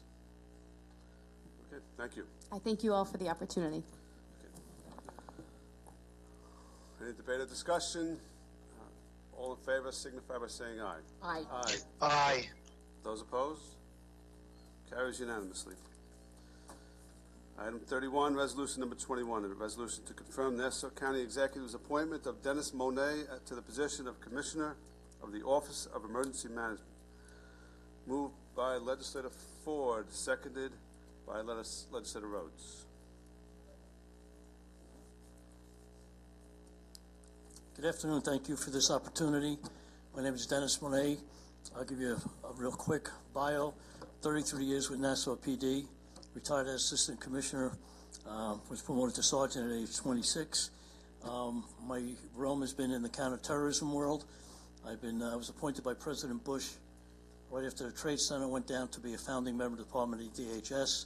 Still considered the best practice today. Looking forward to working with some great men and women that we have in OEM over in Nassau County here. Some of the other things I do, I'm a professor at Long Island University. Excuse me for my froggy throat. Been with LIU for 18 years, and I serve on the board of directors at the Terrorism Center with the Israelis in the Middle East. My plans for OEM, right out of the box, we want to get everybody that works in the OEM basically trained how to do CPR. Not all the people that work for me know how to do basic CPR. That's one of the things we're going to be doing. Getting AEDs all over the county. So far we have about 7 locations that do not have them, including in the exec building downstairs where the labor department is. They don't have an AED. We found a box in a warehouse when we took over OEM that had 29 brand new AEDs that have 10-year lives on all the batteries that are on a storage shelf and not being used. I want to encourage an intern program over at OEM. We do have some interns that we're lining up to come in and work with us. What OEM does is goes out when we have something like we just had a couple of weeks ago, a week and a half ago, when we had that horrible tractor-trailer accident over in Rockville Center, where we, thank God, did not lose any people. OEM was one of the first on scene working with the Fire Marshal's office. I have a long-term personal relationship with Commissioner Ryder. He is a partner with OEM also. The other thing we're going to push for is talking with some of the folks I have in OEM. I have one of my gentlemen that works there. He builds drones as a hobby. He's getting his federal drone license. Drones are going to be the newest thing on when we have issues of fires, we have issues of natural disaster, and we are applying now through OEM to get a couple of drones to be first on the site. One of the first pictures that we got at that tanker crash was from a drone that was put up by the fire department to show us what was happening and where all that gasoline was going. I would also like to invite everybody, all of the legislature. I would like to do a Saturday or Sunday, whatever day you'd like to pick, maybe in a public library, to offer free CPR training to constituents. I always tell people the person you save might be your neighbor, it might be your uncle, it might be your grandfather, it might be your parent, it might be your child. I lobbied for years, Massapequa High School, not to beat them up, to maybe part of graduation, everybody could leave knowing how to do basic CPR, and they got put on the back shelf. So I would like to do that over many weekends as we need to do with all our legislatures. I work very closely with James Kennedy, my legislature, a fantastic team player, that we invite all of your constituents in your area to come down and say, would you like to get trained in CPR? It'll take you 15 minutes to do it, no cost whatsoever. I'll take any questions, and thank you again. Okay. Any questions? Just Legislator Walker. not really a question, just a comment. I know at our last Police Commissioners Council, he had said, I know, like during Superstorm Sandy, kind of the command center for dealing with all the different agencies was over at OEM. Now that will now be moved to the new police academy? Well, or will OEM still be utilized for that? Well, the other thing I'd like to do, and the most important thing I should have said, I would like each and every one of you to come down to OEM. The room is massive. It's almost the size of this room, and show you what happens when we go operational, as we did with the blizzard a few weeks ago. So you can see hands-on on all the partners that we bring in, from the bus company to the railroad, to the police, to our ambulance bureau, so all of you legislators know what to bring. And we are going to plan an open house for residents to come in. I think it's important for the residents to know what Nassau County has ready in the wings to work for, not just in a building over by Grumman's, that we'll have an open house out there to bring their kids and walk them through and say, this is what we do if, God forbid, something major happens. OEM would be the first. We've had a number of plane crashes, you all know, on Long Island. They're right on 110, and some in Nassau County. We're right over the flyway. I live in Massapequa, down on the bay, and I can count every night hundreds of planes going over, and you always look open. You hope they all make it to JFK, but we're right in the flyway there, and OEM, we have people ready to go 24/7. We are on the Nassau County CB. If something happens 2 o'clock in the morning this morning, I get a call right away from CB as soon as it happens, and we activate immediately. We have people on standby to activate if, God forbid, we have to go operational, as they call it. Thank you very much. OEM happens to be in my district, and Laura Schaefer and I share Beth Page, so, but it's an amazing place. I'm sure many of our legislators have been there, but to see it and to really see it in action. I mean, I was over there quite a lot during Superstorm Sandy. I mean, I didn't have electric for 17 days, and it was warm there, so it was nice to go there to check on everybody. We're also inviting all of the public safety groups in. We have 5 public safety departments on Long Island in Nassau County. We're also going to invite in all the mayors that are in Nassau County to let the mayors see what they need in their community if something happens. I thank you very much. Excellent. Thank you. Let's say to Reggie Whitten. Oh, excuse me, before, oops, Dance. sorry. I just have a quick question. It's not probably on the top of your list, but Nassau County hosts the largest Toys for Tots collection in the whole nation, and I honestly don't think the event could take place without... I'm sorry. Nassau County hosts the largest Toys for Tots collection every year in December, and I honestly don't think that the event could take place without the assistance of OEM. In fact, they actually store the toys for us with the Marines, you know, until we have them distributed. I know you have to find out more about it, but I would really appreciate if you would consider continuing helping us out that way. I know. They're going to want you to go to the mic. I'm on the board of directors of Chamber of Commerce in Massapequa, and as you know, we have a very robust Toys for Tots, so the answer is yes. The other thing we did last summer, we're going to do it again this summer, with Joe Saladino, Town of Oyster Bay, and was with County Executive Blakeman before. We gave away 390 life jackets free to kids 12 and under on the South Shore and the North Shore of Long Island. You have to have a life jacket on if you're under 12 on a boat. We did a little program, and we ran out of life jackets. I jokingly say my wife has a PhD in shopping. She found another 350 life jackets at a Walmart in South Carolina that we bought through our Chiefs Association and gave them away to anybody that showed up that day to put on their kids. So the other thing too, and I don't want to go on and on, but we've had tremendous, terrible fires in New York City. My next brainstorm is that I think we have to get out to our veterans and our senior citizens and all our communities, including especially some minority communities. Does everybody have a smoke detector in their house? Does it work? I'd venture to say if we knocked on a lot of doors in some communities, people don't have them, they're expired, and they save lives. We had that tragedy in New York City. Well, we've had about 7 people die in house fires in Nassau County so far this year. Again, I can get the funding probably through our Chiefs Association, so it's free. Knock on the door, do you have any smoke detectors? Yeah, but it's been up there a few years. We'll put it in for you. We'll give you a new one, no cost to anybody. I got plenty of volunteers to do that. And I'd love to work with every single one of you in your district to target where you think we can give away some smoke detectors. And hopefully we can get, like I said, we wound up with almost 400 life jackets. If we can wind up with 400 smoke detectors, we're certainly going to save some lives, I hope.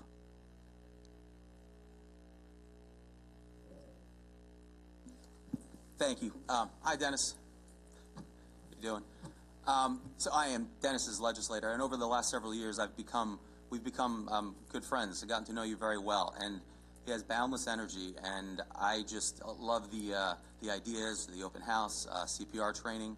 I know there's going to be many other ideas, and I just wanted to say support you fully, and I'm very happy that you are in the position that you are, and you can help all of us as you've been able to do within my community and yours in so many different ways, like the chamber, and pretty much any time I ever reached out to you, you've always been a great help. So I know that you'll do a great job and appreciate everything you're doing. Thank you very much. Appreciate it. Let's set a bye now. Thank you, Presiding Officer. Hello, greetings. You had me at interns. When you said interns, you wanted to have interns in your office. I support that wholly. I've been out to OEM, and I've been out there about 3 or 4 times, and I've taken my interns on those trips. And to my demise, one of my staffers got totally enthusiastic about that department. So he went back and he got a degree a master's degree in OEM, and he's left me, and he's now in New York City working for OEM. But it's a tremendous amount of work you folks do out there, and I was concerned when I was there each and every time, because it seems like there's a lot of work that you would be required to do in an emergency and that you do on an ongoing basis. It just doesn't seem like you have enough staff there. So I'd be very interested to hear from you in, the next coming weeks, how you feel like you're staffed there.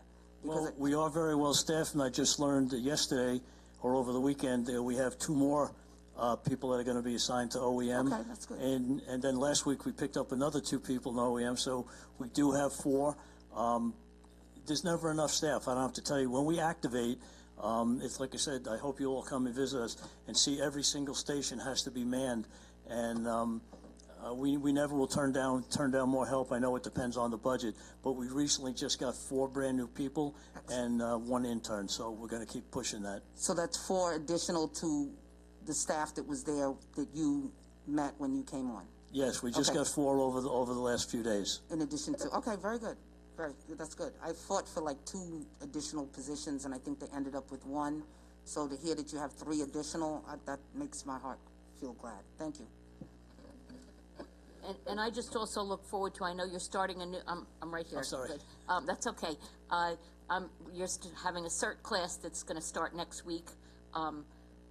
I'm sure you're familiar with that. Yeah, CERT is out of OEM. You know, Right. My guy that does it there, he does it with a passion. He loves it. And I promised him I'll get the county executive to come to the graduation. Good. Yeah. Those are volunteers in the community that when we have a disaster or whatever, that are willing to come down. They helped when we gave out over, I think, 12,000 or 24,000 test kits. We gave out cases of water. We gave out masks. All volunteers through CERT with our OEM staff working with them. These folks are fantastic. They stood in the cold and the rain over at Mitchell Field for hours and hours on end to make sure our constituents all got what they needed as far as COVID when we were giving out the mask test kits and the water and anything else that they needed. We get a lot of stuff in OEM. Sometimes it's hard to give it away, so that's why we're putting out to anybody now. For instance, in this room, we're getting to a point where we have so many cases of water, and water is dated, which I didn't know. A bottle of water has a date on it. It's a pretty long date, but we want to get this water out, maybe to fire departments or volunteer organizations that can use it rather than dispose it because it's outdated. We just had somebody go through the warehouse today, and then we got 11 pallets of water that are good for about another 2.5, 3 months that I want to get out of the warehouse and into people's hands. Well, that's something we can reach out even to our fire departments if they could utilize them and reach out to you. But I look forward to this first CERT class getting back up next week. And I know that oftentimes we do the CERT classes in other districts. Right? You know, it's easy. My residence, OEM is not far away. But for residents, you know, that are on the South Shore or up on the North Shore, it's, you know, they might not want to come over to OEM. They might love to because it's a facility they'd like to see, but sometimes it's easier for them to have it in a place located within their district. So hopefully we will continue that too. Very, very easy for us to move the people to another location. Wonderful. You know, a library, a high school auditorium, no objection to that whatsoever. We happen to have a massive meeting room, training room that we have, which is how OEM and CERT has morphed into giving it there because we have so much seating there. We can get 300 or 400 people in there. But I think you're right. I don't want somebody not to come because it's too far to drive to. Exactly. They're all the way up on the North Shore, or they're all the way down in the Five-Town area. And they said, it's too long. It's going to be 40 minutes to get up there with the traffic. So we can certainly move the trainers around very easily. Excellent. Thank you so much. Looking forward to working with you. Thank you. Okay. All right, thank you. Thank you, sir. All right, any other discussion? All in favor signify by saying aye. Aye. Those opposed, that carries unanimously. Item 27, resolution number 17, a resolution to confirm the county executive's appointment of John Capice to the position of Commissioner of Consumer Affairs. Moved by Legislator Kennedy, seconded by Legislator Schaefer. Good afternoon, everyone. I'm not going to go over my total resume. You heard it from some of the union people, but I would just like to add that for the past 13 years, I have been an adjunct professor at Adelphi University teaching criminal justice. The job of Consumer Affairs, I would like now to publicly thank my staff.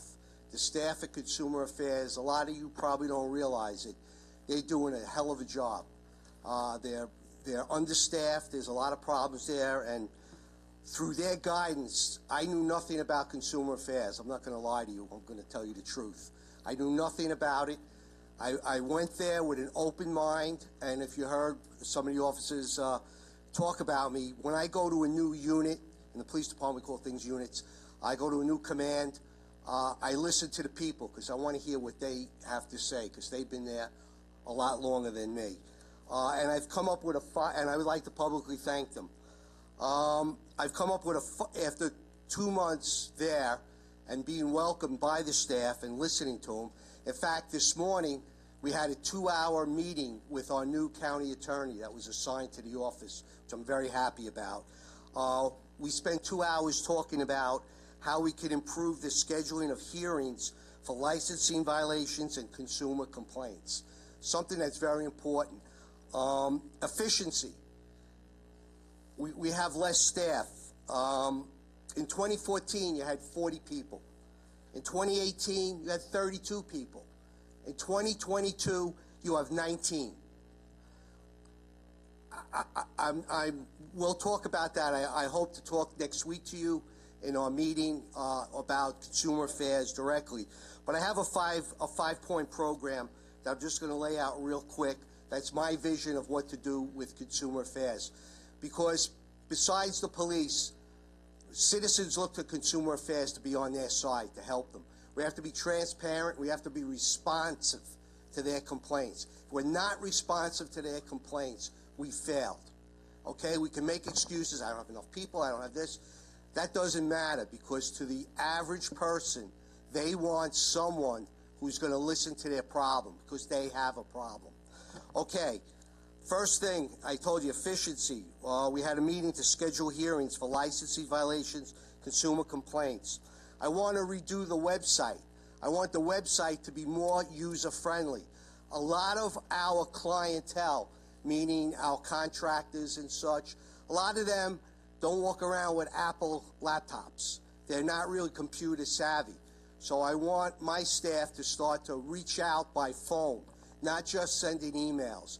A lot of these people work with their hands. I want them to be more responsive, that there's a phone call conversation so they feel they talk to someone, a human, so there's some contact. I told you about the staffing. I want to do some more aggressive enforcement. By aggressive enforcement, I mean we hear a lot of complaints from legitimate contract licensees that there's people operating in Nassau County with no licenses, working out of the back of vans, doing a lot of illegal things.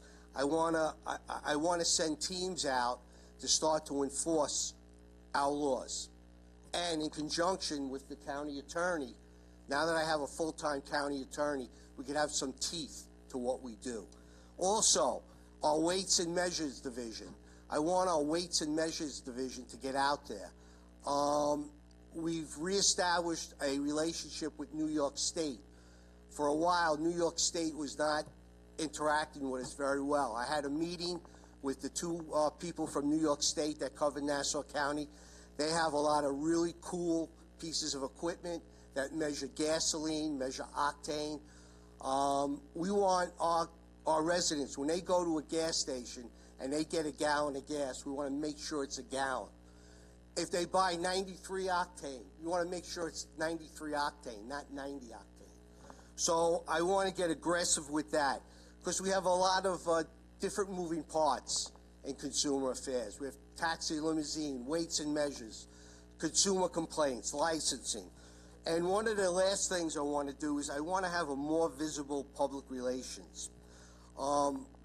We have people there, especially my acting deputy, Kenny Hino, that could go out to a lot of community groups and start to educate the public, especially our seniors, on a lot of things that are occurring in the world of consumer fraud. We have to be aware of that. We have to let our citizens know that we are working to help them and give them that information. If we sit in an office and we just next, and we act like the Department of Motor Vehicle, we failed. So I don't want to do that. I want us to get out there and be aggressive. I also am looking in conjunction with Adelphi to start an intern program. There's a lot of young kids that are very into consumer relations. They're very into that whole world. And after I talk to the county attorney, if it's possible, we could have free labor. Have some kids that are really anxious and excited to work with us to get our message across. Thank you. Thank you for this opportunity. I was happily retired. It's a challenge. I love challenges. Thank you. Good afternoon. Good afternoon. I know it's like when you see all of us and you don't know where the voices are coming from. Thank you very much for wanting to be very proactive with consumer affairs, you know, because it's a very important department. And as you highlighted, whether or not scams with our seniors and the contractors, and I like your approach that you want to go out to the public, all right? I've had the good fortune of being at some of those presentations with Ken Hano, you know, especially after Sandy, with residents that had to deal with unscrupulous contractors and having their money stolen from them. And I think that one of the things that really struck me was that a lot of residents are not really aware of, like, when you are going to deal with a contractor, how much, like, that you should have something written, how much you should give in the beginning and in the middle. And, Sure. you know, this was something where everybody handed over all of their money in the beginning and then the person walked away with it. So I like this educational aspect of consumer affairs because I think it's very important, whether or not helping our seniors with scams. Not every senior is as savvy as that woman who called the police and he was able to tackle it.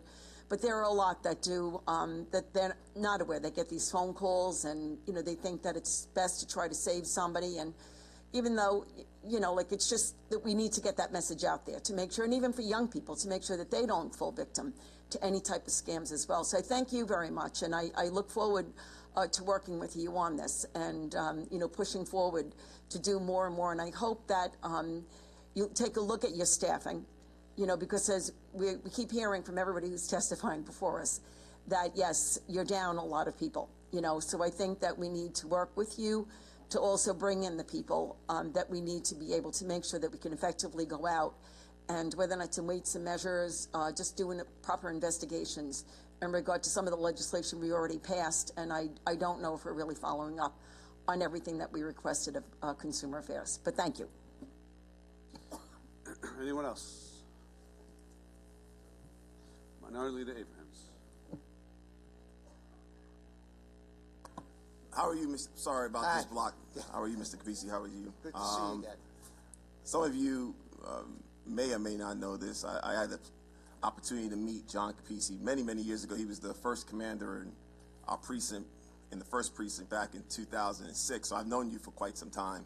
I'm not too sure anybody here other than maybe Denise and Rich were actually here at the legislature at that time in 2006, but I know you sat there at the first precinct. I always felt that I was able to connect with your precinct and your department. My office, Robin Wheat, I know probably reached out to you on several occasions, and you were always responsible in making sure that we had police officers assigned to local civic associations, so on and so forth. I bring that up in a good context because I'm a little concerned in regards to some of the things that have developed since that time, since you've been at the first precinct. And in one of the cases that came up, that obviously we haven't had a chance to talk to because you were out of your capacity as the first precinct commander, was the case of Tasillo versus Capisi. Are you familiar with this lawsuit? Say that again? Tasillo? Oh, yes. I won that case. Yeah, well, the case was dismissed. Yes. And I'm not going to try to regurgitate everything that was in the case, and obviously it was dismissed in 2017 and affirmed by the appellate court. However, some of the stories that I'm more concerned about that came up is stuff that I'm going to ask you about now. There was a story here in Newsday that cited that there was a 2011, this case was tied to a 2011 road rage incident that involved your auto mechanic. That's Tasillo. Tasillo's the auto mechanic. No, he was the complainant. So Tasillo was complaining against your auto mechanic? I used in Glen Cove R&R Collision. Okay. It's a guy named Richie and Russell. Gotcha. I knew Russell. I went to his son's wedding. I was close to Russell. Richie was his partner. Gotcha. Richie gets involved in a road rage, calls me up, and says he's involved in a road rage. And I say, what do you want me to do about it? Call 911. He says, I did. There's 5 or 6 police cars there. So I just forgot about the whole thing. Mr. Tasillo thought that Richie's last name matched the name of the first vice president of the PBA. So he thought there was some sort of connection, and it was proven in court not to be true. Okay, so your only involvement was that you took a phone call from Richie and told them go call 911. And which you already did because there was police cars there. Okay, all right. The other serious matter, which I'm sure you're aware of because it received a lot of attention, was the issue with Randy White, which this county paid out $295,000 in 2016. And if you forgive me, as well as my members and a colleague will indulge me, one of the stipulations that came out of the case is that White was arrested on an outstanding warrant for failing to pay fines involving a bootleg DVDs. Correct. White said that he was falsely detained in prison and subjected to strip searches after Nassau County Police stopped and handcuffed him at a public bus in Hempstead Village. White sued Nassau County for civil rights violations that settled in 2016, as I mentioned, for $295,000. Apparently, your involvement in this case was to instruct the detectives to actually arrest Mr. White? I'm glad I could finally talk about this. Newsday did not report. If you saw something that was in Newsday... No, this is actually from the court. Oh, from the court? This is the actual stipulation that came out of the court, yes. What happened is, and I'll tell you the whole truth. Sure. Thank you. What happened was, I'm on some antihistamines. Oh, all right. Well, take your time. So I got to refresh the mouth. what happened was the then Commissioner of Police came to me when I was Chief of Detectives, and he requested that I look into some sort of, to refresh my memory, some sort of election fraud case that occurred in the village of Freeport. I went and looked into it. I said we have to refer this to the district attorney on this particular individual. I believe his name was Randy White. In looking at this individual, we found out he had a warrant for selling bootleg CDs, counterfeiting, not counterfeiting money, counterfeiting CDs. I gave that to my upline, to my commissioner, to chief of department and the commissioner, and I thought that would be the end of it. The next day, I was at a fundraiser for Children of Hope. I was called by the commissioner, and I was told that this kid, Randy White, was getting on a bus. Send your cops, send your detectives there to arrest him on the warrant. On the bootleg DVD warrants.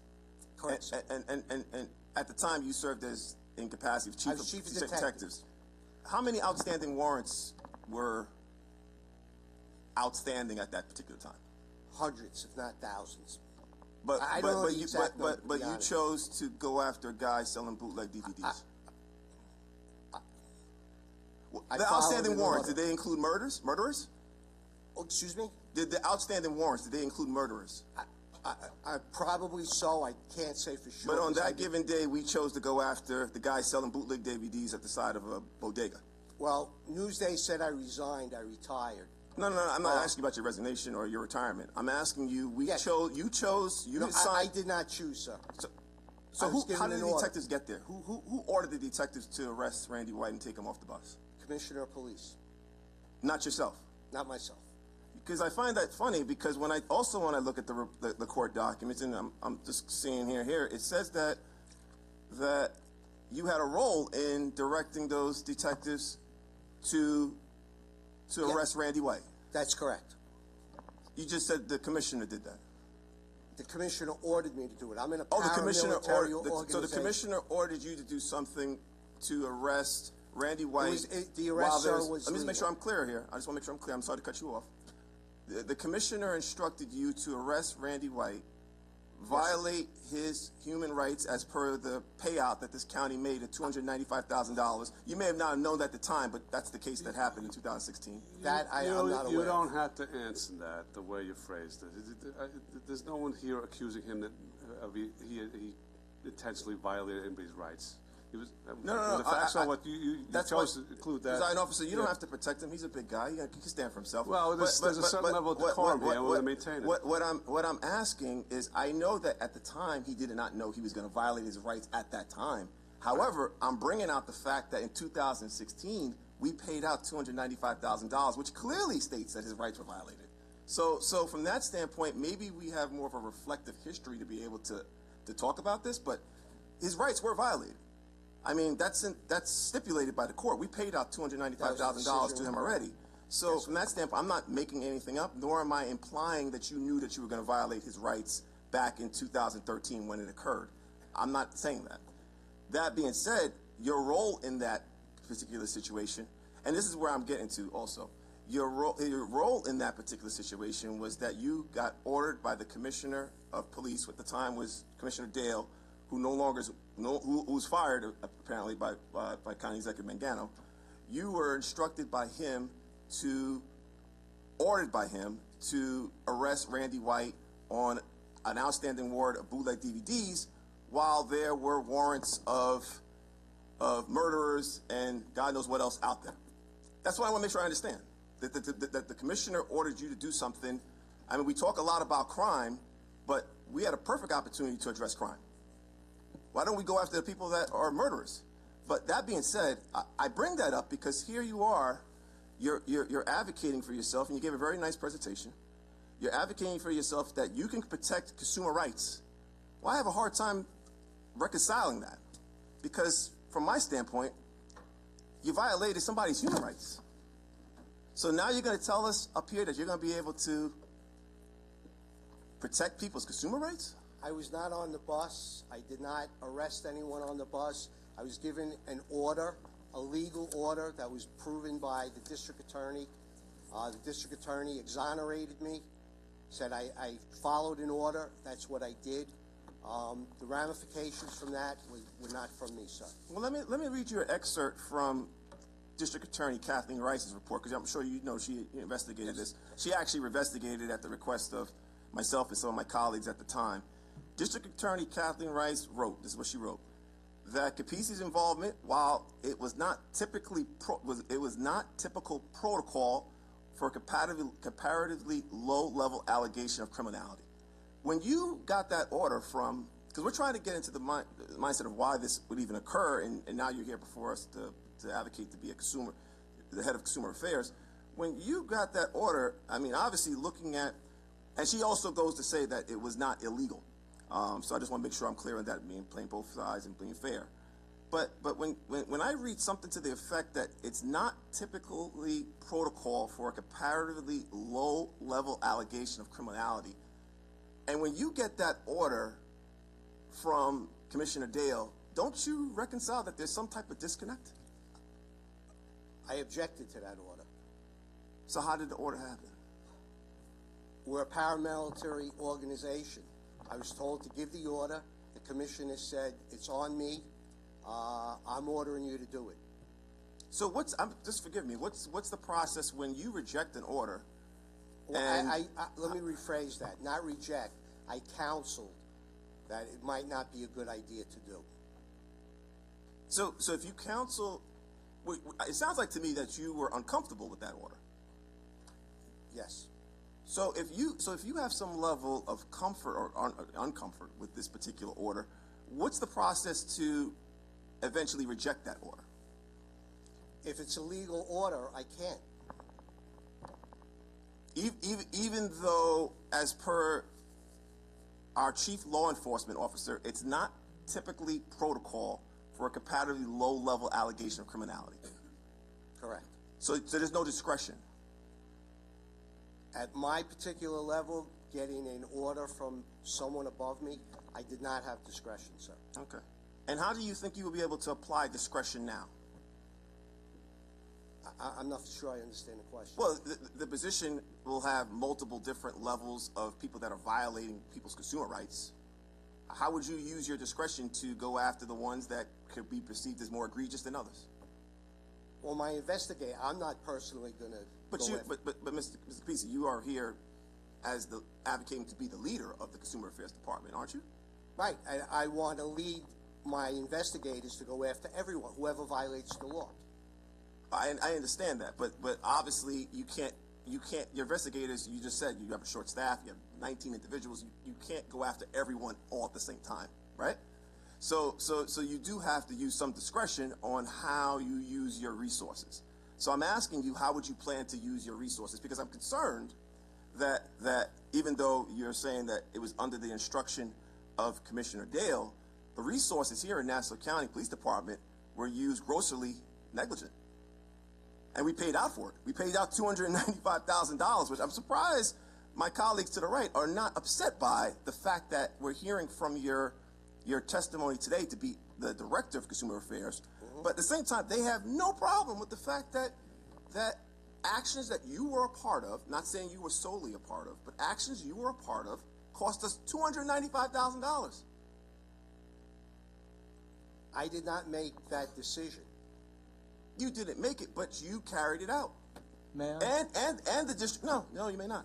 And the district attorney actually indicated in their case who investigated it, who is the chief law enforcement officer, so it wasn't someone that was brought up and hired by Democrats or anything along those lines. She says your involvement with this case is not typical, this is quote, not typically protocol for a comparatively low level allegation of criminality. Again, we're talking about bootleg DVDs. We got murderers, God knows, rapists. What else I can't even think of that has outstanding warrants, and we chose the guy that has bootleg DVDs. So now I'm asking you the question. You got 19 people in your department. You're going to have to use discretion. I would like to know how you would apply that discretion, because obviously, I'm just being fair with you, your discretion on how you applied it that day, even though it was an order from Commissioner Dale, that order and that discretion was grossly poor. Because I would have gone for the 999 guys that were a real threat to this county, not the bootleg DVD guy, unless they're all bootleg DVD guys. But they're not. You just said they could have been murderers. So from that standpoint, I would have used my discretion to go after that guy. So that is why I'm asking you the question about your discretion. Well, I understand what you're saying. That's why I retired. I didn't want to work for these people anymore. Well, that's funny you mentioned that, because and maybe the Newsday story got it wrong, which I wouldn't dismiss that. Newsday get it wrong, but they said the story indicates that you were gonna retire, and you were offered, you were gonna be demoted to the rank of captain, and that's the reason why you retired. Well, I retired. Yes, I retired. They were going to demote me to the rank of captain, and I would have lost over $100,000. So, Mr. That was more important to take care of my family. Absolutely, I would want to take care of my family as well. So which one is it? You didn't want to work with these people, or my thing was to take care of my family, and I wanted to separate myself from the police department and the way it was going. So it was a combination of both. Yes. So if they weren't going to demote you to the rank of captain, you would have stayed on, or no? Yes? I know for a fact I wasn't staying, because there was someone in the police department that wanted me out. Someone above me who became the acting commissioner after him, who I objected to a lot of his policies, that wanted me out. So I would have retired. I understand. Look, I mean, you've seen what's going on today. We have supported 99% of the county executive's appointments. I mean, we want to support the county executive, especially as he's trying to put together his departments and his leaders in his departments. But you got to understand here, there's a tremendous disconnect here. I mean, you're looking to apply for a position, which you're already in. I understand that, but you're looking to apply for a position that, quite frankly, you're going to advocate for consumer rights. Yes. When this county paid out $295,000 for somebody's civil rights being violated. But that was not my decision. I did not make the decision. But you carried it out. You carried it out, though. I didn't physically carry it out. I passed it on to the Not physically, but you instructed two detectives to do so. You could have instructed them to go after some murderers. It's a paramilitary organization.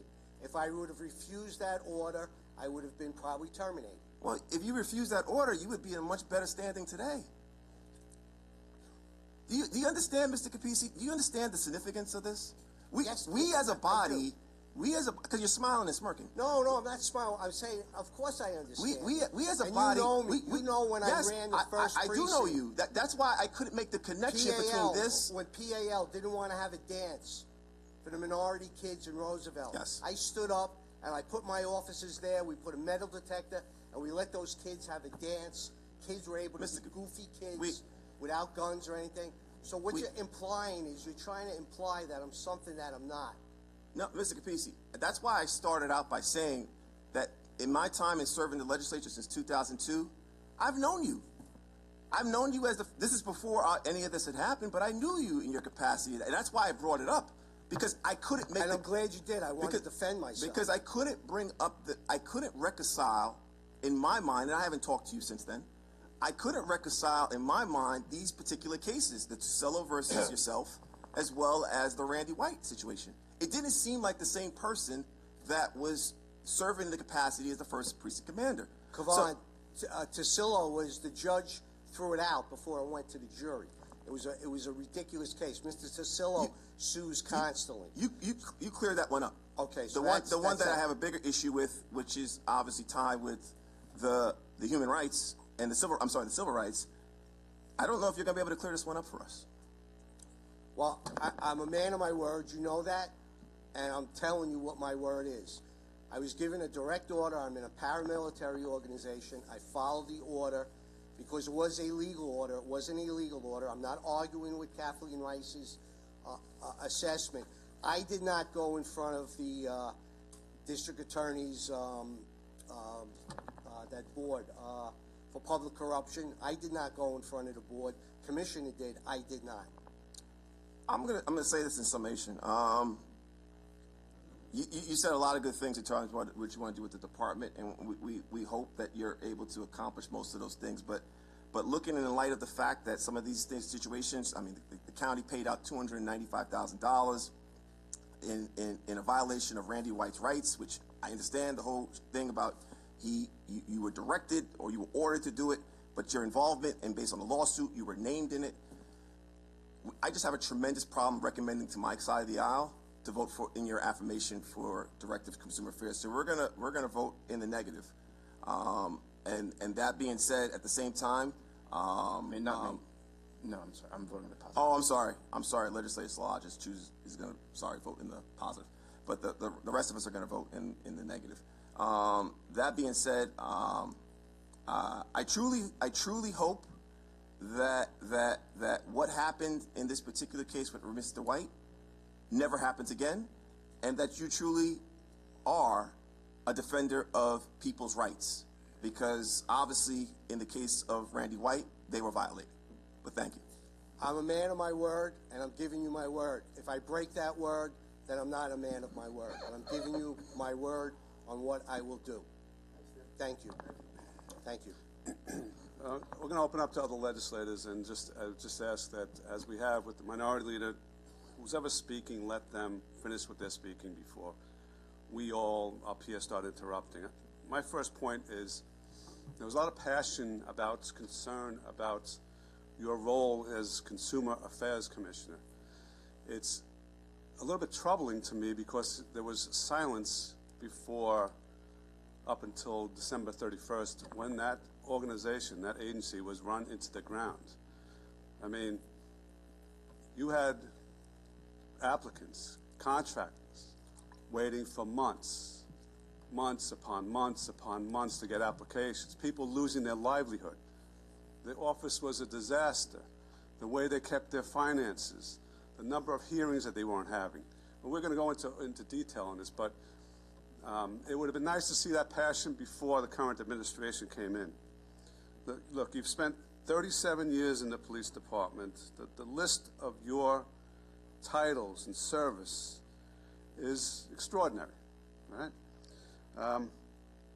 You've received awards from numerous community organizations: Baldwin PTA, Belmore Chamber of Commerce, Uniondale Civic Association, Roosevelt Chamber of Commerce, Long Island Clergy Task Force, Latino African American Clergy Association, Long Island Clergy Task Force, Nassau County Explorers, etc. You are serving now and have served for some time as an adjunct professor of criminal justice. So to leave the implication out there that somehow you cannot be trusted to do the right thing in the Department of Consumer Affairs is wrong. Right? And if we apply that same standard we're applying to you about anything that anyone up here wants to do with our careers, I'm sure we could go into the past of many, many people in public life, and they would not be found trustworthy if that standard is applied. Look, I mean, you've explained your role in the process. You know, obviously you were exonerated by the district attorney's office, found that you did nothing illegal. The county did pay out, and you described the decisions that were made by the commissioner of police, and it resulted in a financial loss to this county, which was probably the right decision because, as the minority leader indicated, there's lots of people with warrants, and that was directed, from what I understand from the record. But getting back to my main point, look, you've had an incredible career of service, and you have every ability to run this department the way it's supposed to be run. And again, I think you're the right man for this job. Anyone else? Nope. Legislator Szilagyi. Thank you very much. To the presiding officer, you truly spoke very eloquently, and I thank you very much for your words. And to Mr. Capisse, I've done a lot of research on you and spoken to a lot of people in those areas that you served for multiple years, over 30 years, and they all say great things about you. And I have one question to ask you. Have you learned from your experience? Yes, I have. That's great. My reputation is everything to me. That's great. I went to church last weekend at St. Boniface, and the priest kept on talking about how when you forgive, you operate from a position of strength. And based on the fact that you told me that you learned, I support your appointment. I do plan on voting for your appointment. And consumers of Nassau County need your help. I've already referred some constituent concerns to your office. And so as a Christian, I forgive you, and I'm a big fan of second chances. So congratulations. Thank you. Thank you. I look forward to working with every legislator. All right. Okay. Legislator Richard Whitten. I want to just mention about the concerns that we've had with that office. I mean, we kept the same commissioner who had been here under a few different administrations in different roles, and I thought he was really trying to do a good job. But have you been able to increase the staffing at all since you've been there, or have you had any direct conversations with the county executive about that? I've had conversations with the deputy county executive, but myself and my acting deputy, I'm sorry, myself and my acting deputy, we have a meeting Thursday with Andy Persick, and we're going to discuss in the budget. I did read the budget for 2022, even though I didn't write it. I have 3 empty positions. I'm hoping to hire 3 investigators, and I'm going to try to rehire someone who worked in another department to work part-time, just to do our time and leave and our purchasing. So I'm looking, listen, I'm a realist. I'd love to have 40 people, but you really think you're going to give me, I know you're not going to give me another 21 people. That's not happening. So I have to look at it like I did it in the police department, because everything was cut there. I have to look at it. We have to see where our priorities are. And I think I articulated my priority is that the citizens they know we're going to work for them. Mm-hmm. So I have to put my emphasis on streamlining. We've had it's an arduous process to download everything online. I have to thank the staff, and I have to thank Kenny. We have already changed some of the procedures to renew your license. We've already done that. And I'm hoping to, we're hoping by June, if we get some more staffing, we're going to be up to date. Also, there was a sprinkler rebate program. Almost 900 people applied, only 300 people were paid. I have to go through, and there was another, to be all fair, there was another 358 people were paid. There's another 85 that are approved. So I have to go through 400 and something applications. I spoke to Kenny and the staff. We're going to try to do 50 a week. So if I have to pay another 400 out, I'm hoping in 2 months, 2.5 months to get that done. Because I myself have that sprinkler. I didn't know about the rebate. I didn't get the rebate. But I got that sprinkler, and I have New York American Water, or whatever they call themselves. I wish I had a $200 bill. I live in Malvern. My bills in the summertime are $3 and change. However, since I put that system in, it went down. I saved about $400. So I'm going to work hard to get that done. It's going to take a lot of extra work. The system, we have to work with it. But thank you. Well, you're going to get approved. There's no doubt. I stand with the minority leader in the fact that I feel that it's just not the right message for us to send, to our constituents. However, I hope you prove us wrong, and I hope that, as Legislator Szilagyi mentioned, that now you follow your gut and you follow your heart. You're not in a paramilitary situation anymore. No, ma'am. And if you have a problem, we're always here, and you're going to be dealing with a lot of different levels of human beings in your capacity. So please make sure that you take what you've learned from the past and prove us wrong and do a good, fair job to all of our I'm going to work hard to prove you wrong. We're counting on it. Mr. Crumpia, so you've been here all day. Is there anything that you wanted to?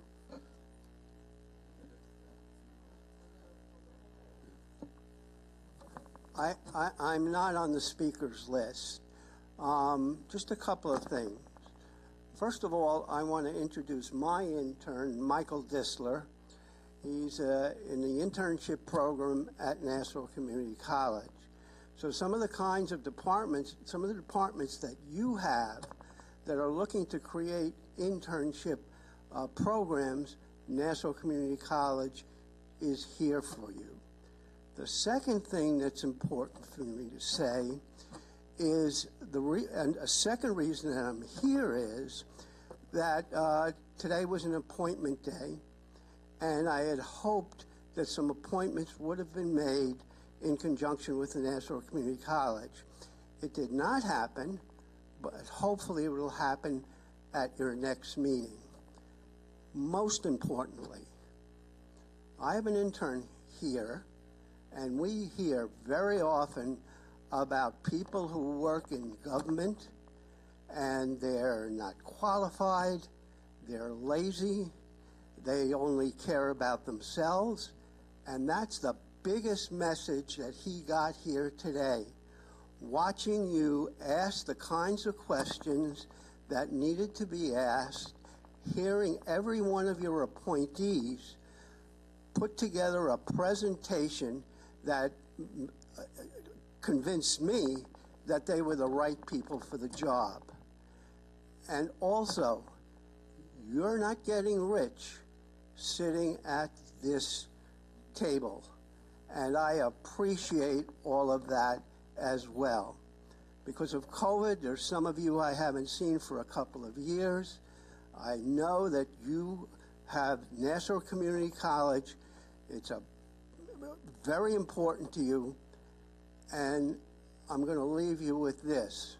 I'm going to try to be bipartisan. Nassau Community College has to be built back better. It has to be made great again. At one point in time, we had 24,000 students. We're down to just under 11,000. So many of our young residents out there have missed opportunities that would have made their lives and changed their lives. And that has to be changed. So thank you very much. Thank you. Legislator Millet. Thank you, Presiding Officer. Mr. Capacey? Over here. Hi. I too will be voting no, and I'm going to interfere because something just occurred to me. Nassau County had the first consumer affairs department in the country. And I was one of the first consumer education teachers in the country, teaching at Holy Trinity High School in Hicksville. This department is so important to all of us. Thank you. Okay. So I too will be voting no, but I'm in the camp of I hope you prove us wrong. Thank you. I just have to say that when you said I had no choice, that gave me chills, not in a good way. We always have a choice. I sympathize with the fact that you were looking out for your family, but we always have a choice. And if we choose to do something that we know is wrong, history has shown us where that leads us in too many occasions, tragic occasions. So I just want to say, I hope you have learned, and that you will bring that learning into this new position. Thank you. Mr. Capis, during your 37 years, obviously you started, worked your way up the chain, but during those years, there occasionally come times when your supervisors would give you an order that you didn't necessarily agree with. More than a few. Yeah. It's part of being part of the paramilitary organization, right? Correct. Legislator Gaylor. Thank you, Presiding Officer. And congratulations on your appointment today. There's no doubt in my mind you're going to get approved by this legislative body. First of all, I'd like to thank you and your family for a long line of public service. I think if my memory serves me correct, your dad was also a police officer for a lifetime, but you have a long and distinguished career. And I appreciate the energy that you come before us today and the energy that you're going to bring to the Consumer Affairs Department are, without a doubt, Consumer Affairs is probably maybe right behind assessment as one of the bigger problem areas that the last administration left behind for this administration, in my mind, to have to reconcile with. So you come before us with a lot of energy, a lot of great ideas. I know you'll be very successful. I wish you the best, and hope that you deliver results as timely as possible. We're looking forward to that. Thank you. This gentleman said not too many years ago, Consumer Affairs was #1 in the state, if not the country. I'm going to try to, that's my goal. I'm very goal-oriented. I want to have a goal, and that's the goal I'm going to have. I know you are. Thank you. And I would just echo that you have some people who are there who are hardworking, sincere, conscientious, and yes, very talented people in that office, and so you're going to be able to do some things and rely on them. Thank you, sir. Anyone else? All right. There being no further debate or discussion, all in favor signify by saying aye. Aye. Those opposed? Okay, so it passes by a vote of 13-6. There is only one item left on the calendar, which is the item 38, Resolution 28, a resolution to amend Resolution number 119, as amended by Resolution number 1 of 2022, establishing the Special Legislative Task Force to combat anti-Semitism. Moved by Legislator Phillip, seconded by Legislator Giuffre.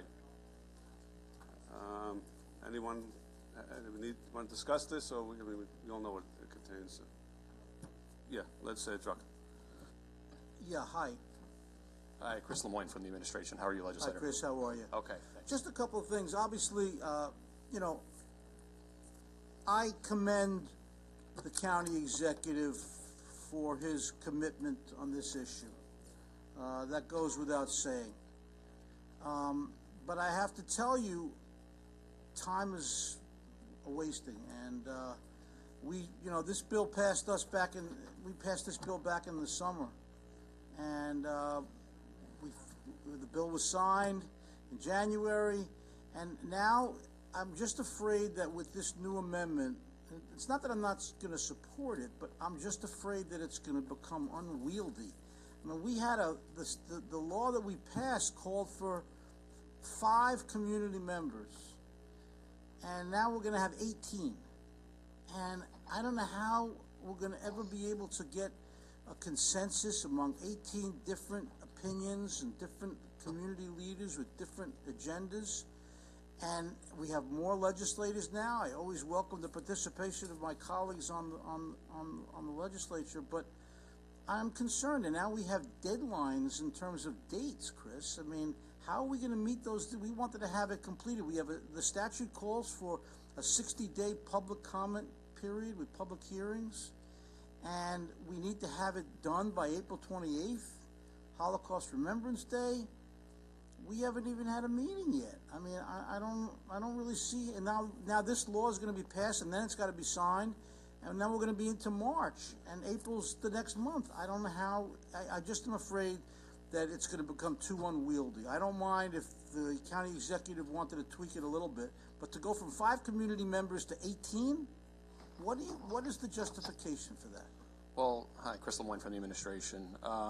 As was discussed at the last committee meeting, after passage of the initial legislation, many Jewish community members and leaders of different groups from different sects from all across the county contacted the county executive interested in serving on the task force, which created an interest and a need to expand the membership, pursuant to the county executive. He didn't want to disenfranchise any of the members of the Jewish community, and it was very important to him, considering the amount of input and the amount of questions and interest that he had in the task force. But it's not a matter of disenfranchising them. It's a matter of seeking input from community members that are well respected. I think we could narrow that down. We were poised. We had our first meeting, and then we got a message that the county executive asked us to postpone it, which we did. But I think we were poised to be able to, each of us, collaborate on the task force, on both sides of the aisle and select community members that were worthy. And we discussed them, and they were not objectionable. None of them were politically minded. They were all either clergy leaders or respected members of Jewish organizations. But, you know, we're in a world right now that is critical for us to get moving on this situation. It's imperative. And I'm just afraid that this amendment is going to make the task force unwieldy. I know, I understand, you know, your concerns, legislator, but the county executive, this is a very important initiative to the county executive, and he's ready once this amendment is passed and signed to move very promptly on this and to move swiftly. Well, so. I really hope that that's the case, Chris, because time is of the essence when it comes to this issue, as well as addressing discrimination and hatred of all groups. But the anti-Semitism that is on the rise throughout this country is very concerning to me. Okay. Any other questions or comments? We're good. Thanks, Chris. Thank you. All in favor of the items signify by saying aye. Aye. Aye. Those opposed? Carries unanimously. Legislator Rhodes makes a motion to adjourn. Seconded by Legislator Drucker. All in favor of adjourning signify by saying aye. Aye. Those opposed? Carries unanimously. So we're going to go right into... Maybe Frank needs a break. Frank, need a break, or you want to go right into rules? It's one item, yeah. Yeah. 7:30. Remember how that works?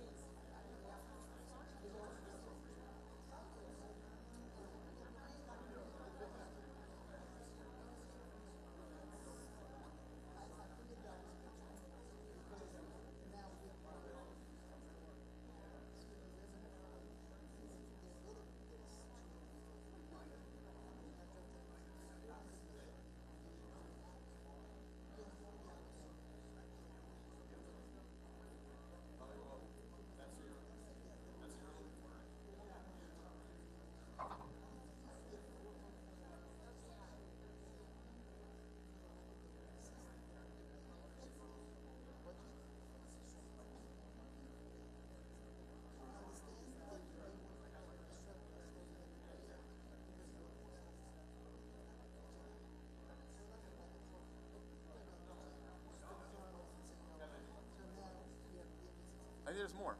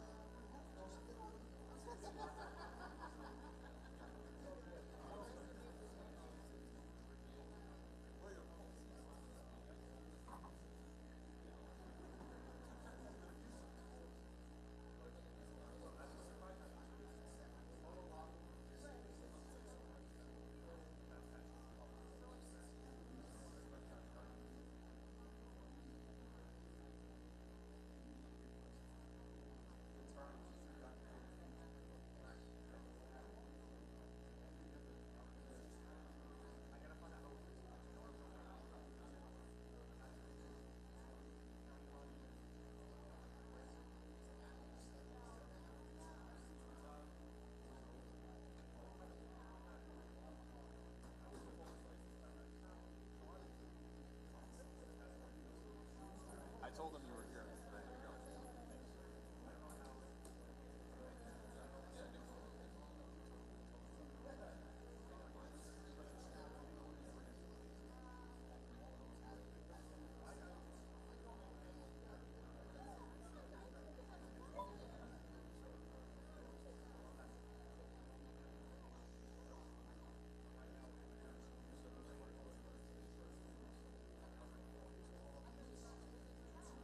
All right, I'd like to start the Rules Committee meeting. We have one item.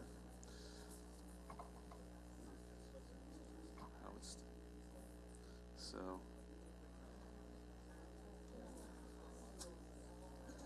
I know. Oh, there we go. All right. So I'm going to call the Rules Committee to order. Mike, do you want to call the roll? Thank you, Presiding Officer. Rules Committee roll call. Legislator Sheila Bino. Legislator Delia DeRicci-Witten. Ranking Member Kavan Abrahams. Legislator Laura Schaefer. Legislator Stephen Rhodes. Vice Chairman Howard Copel. Here. Chairman Richard Nicolello. Here. We have a quorum, sir. Okay, thank you. E5, 2022 is a resolution authorizing the county executive to execute an amendment to an agreement between the County of Nassau acting on behalf of the Nassau County Office of Community Development and National Development Council. Motion by Legislator Rhodes, seconded by Legislator Schaefer. Thank you. Kevin Crean, Office of Community Development. And I want to thank you for convening the committee today for this item. This is an amendment, as Legislator Nicolello mentioned, to the contract between Nassau, the Office of Community Development and National Development Council. This is to add $10 million in American Recovery Plan funds to an existing contract. The National Development Council has been administering that program for us with an initial allocation of CARES Act funding under the Community Development Block Grant Program, and then that money was, in addition to, we added $10 million several months ago to that program. It's been extremely successful to date. We have assisted 898 businesses have received $10,000 grants into that program. These are all businesses that were impacted economically by COVID. 79 of those businesses received funding from the CARES Act funding, another 819 with the ARP funding. The addition of the $10 million will allow us to assist additional businesses, 841 of which have already had submitted approved applications. So if any questions? You may have said this, but the funding comes from what sources? Is this ARPA funding? The $10 million that we're adding now is for American Recovery Plan, ARPA funding. And was that funds that were set aside in 2021? Yes, that was included in the allocation that Sean Sally addressed with this body, I believe, back in October. I know initially, but this extra funding, is that also part of that 2021 allocation? Yes, it is, yes. Thank you. Because we were going to get some amount of it in 2021 and an equal amount in 2022. I just wanted to know where it was being. This was 2021 money, yes. Okay, all right. Any other questions? Legislator Bino? Hi, Kevin. Hello. Good evening. Good evening. So, the small business program looks to be going very well. I actually have a question regarding the housing program. Is that being run out of your office too, through CDC of LI? The Emergency Recovery Rental Assistance Program? Yes. Yes, it is. Okay. And so, do we have pending applications for that program as well? Yes. Well, we have actually 3 different programs that are affiliated with rental assistance. One is funded with Emergency Solutions Grant Program funding. That's HUD funding, also from the CARES Act initial allocation. That program, very little money has been issued from that because of it requires a eviction notice. So the moratorium on evictions, that program has been stalled. But we have 2 other programs. One funded with Community Development Block Grant COVID funding. That was from the CARES Act as well. We've issued about $1.3 million in rental assistance so far into that program. The third program is funded with Treasury funds from the U.S. Treasury. The role of CDCLI in that program, CDCLI is running the CARES Act program under CDBG. The Emergency Solutions Grant CARES Act program is being administered by 2 other nonprofits. And the role of CDCLI under the Treasury program is strictly outreach. So that program is being administered for Nassau County by New York State. And the county's program is strictly for the cities of Glen Cove and Long Beach. Each of the towns got their own allocation, and they've determined how to administer it themselves. So our allocation is just for those areas outside the 2-3 towns under the Treasury program. Under the Treasury program, okay. Right. And so, you've mentioned that 1.2 million has been dispersed. Right. What was the total in that? We had allocated $6 million for that. So CDC is continuing to take applications. I don't have a number as to where they're at as far as commitments at this point, but I can get that for you. I would be very interested to receive that. I just wanted to, I want to make sure that we are funding programs that are, being used and that are really sought after. So I think it's great that we're putting additional money into the small business. But I'm hearing so many people, like I'm getting calls in my office saying, I need help, and we're referring people. But I'm kind of nervous that less than 2/3 of what's available has been dispersed, and if you could just follow up and find out where they are, maybe the numbers is different today than it was when you last got the disbursement number, or I'd like to also know how many applications are pending and what that would look like in terms of a disbursement amount, if we have enough as far as the $6 million. Right, I will do that. The state's funding is, from what I understand from New York State, is they have enough applications in hand to utilize the entire allocation. They're just trying to get applications completed. On the other programs, we have, as I pointed out, $6 million, and we've only dispersed about 1.2, 1.3. The applications have been slow. We anticipate those applications to increase with the moratorium being lifted on evictions. We anticipated that was going to be a lag, but I'll get an update from CDC tomorrow, and I'll pass it along to you. Okay, I appreciate it. You're welcome. Thank you. Senator Reggie Whitten. Hi. Good evening. I'm not sure if you would know this, but there was a committee set up, and I know Legislator McKevitt and myself sat on it, to basically decide or help aid in how the funding was going to be distributed. Do you know if they plan to do that with this second wave of funding that's coming in May? I do not. That's not been something I've been part of.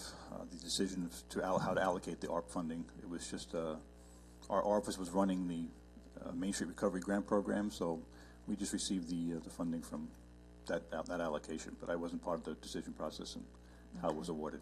All right, I guess I'm just using this as a forum to say that I think it would be really a good idea to follow that same procedure that we did before, which really was like an open discussion. We had a survey from Hofstra, and then all the funding was very transparent, and I think with this much money coming in, I think it's a good way to go forward. So I know it's not your decision, but I'm just putting that on the record that I think we should continue with that. Do you have anything to do with, I keep getting calls about the $75 that people were supposed to be receiving? No, I do not. Okay. Unfortunately, that's going to be handled by the Boost Nassau. It's receiving the allocations, Okay. receiving the applications for that. And just my last question, I don't know if you would handle this either, but I know a number of veteran halls are not 501c3s, so they're having a problem getting funding. Do you have anything to do with that? There was a determination of whether the veterans facilities were eligible under the Main Street Recovery Grant Program, and the decision was that they were eligible. Once I get the list of pending applicants from NDC, I can share that with you and see if there are any veterans halls on it, if they're receiving funding. But they did not receive any, I don't believe, in the first batch. They said that, I spoke with a number of them who said they were disqualified because they were, and I forget what they were. Thank you. What is it? C19 instead of the 3. But they have changed the regulations so that they now can provide funding for 501c19s. Right, I think that was an ARPA regulation that was changed. Can right? you send that out to the legislators? Because I think that would really be helpful. Sure, for yes, I our, can do that. Okay. I didn't even know that. I think the administration is forming a plan to provide funding. So it's not done yet, or it is? Well, the regulation's done, so it's just a Okay. matter of the administration's plan as to how to get those monies into the Yeah, I VFWs think and that how to should allocate really it. be made public. Yeah. Okay, thank Yep. you. That's good. All right. Sure. Okay, any other questions? Hearing none. All in favor signify by saying aye. Those opposed, carries unanimously. Motion to adjourn by Legislator Rhodes. Thank you very much. Thanks, Kevin.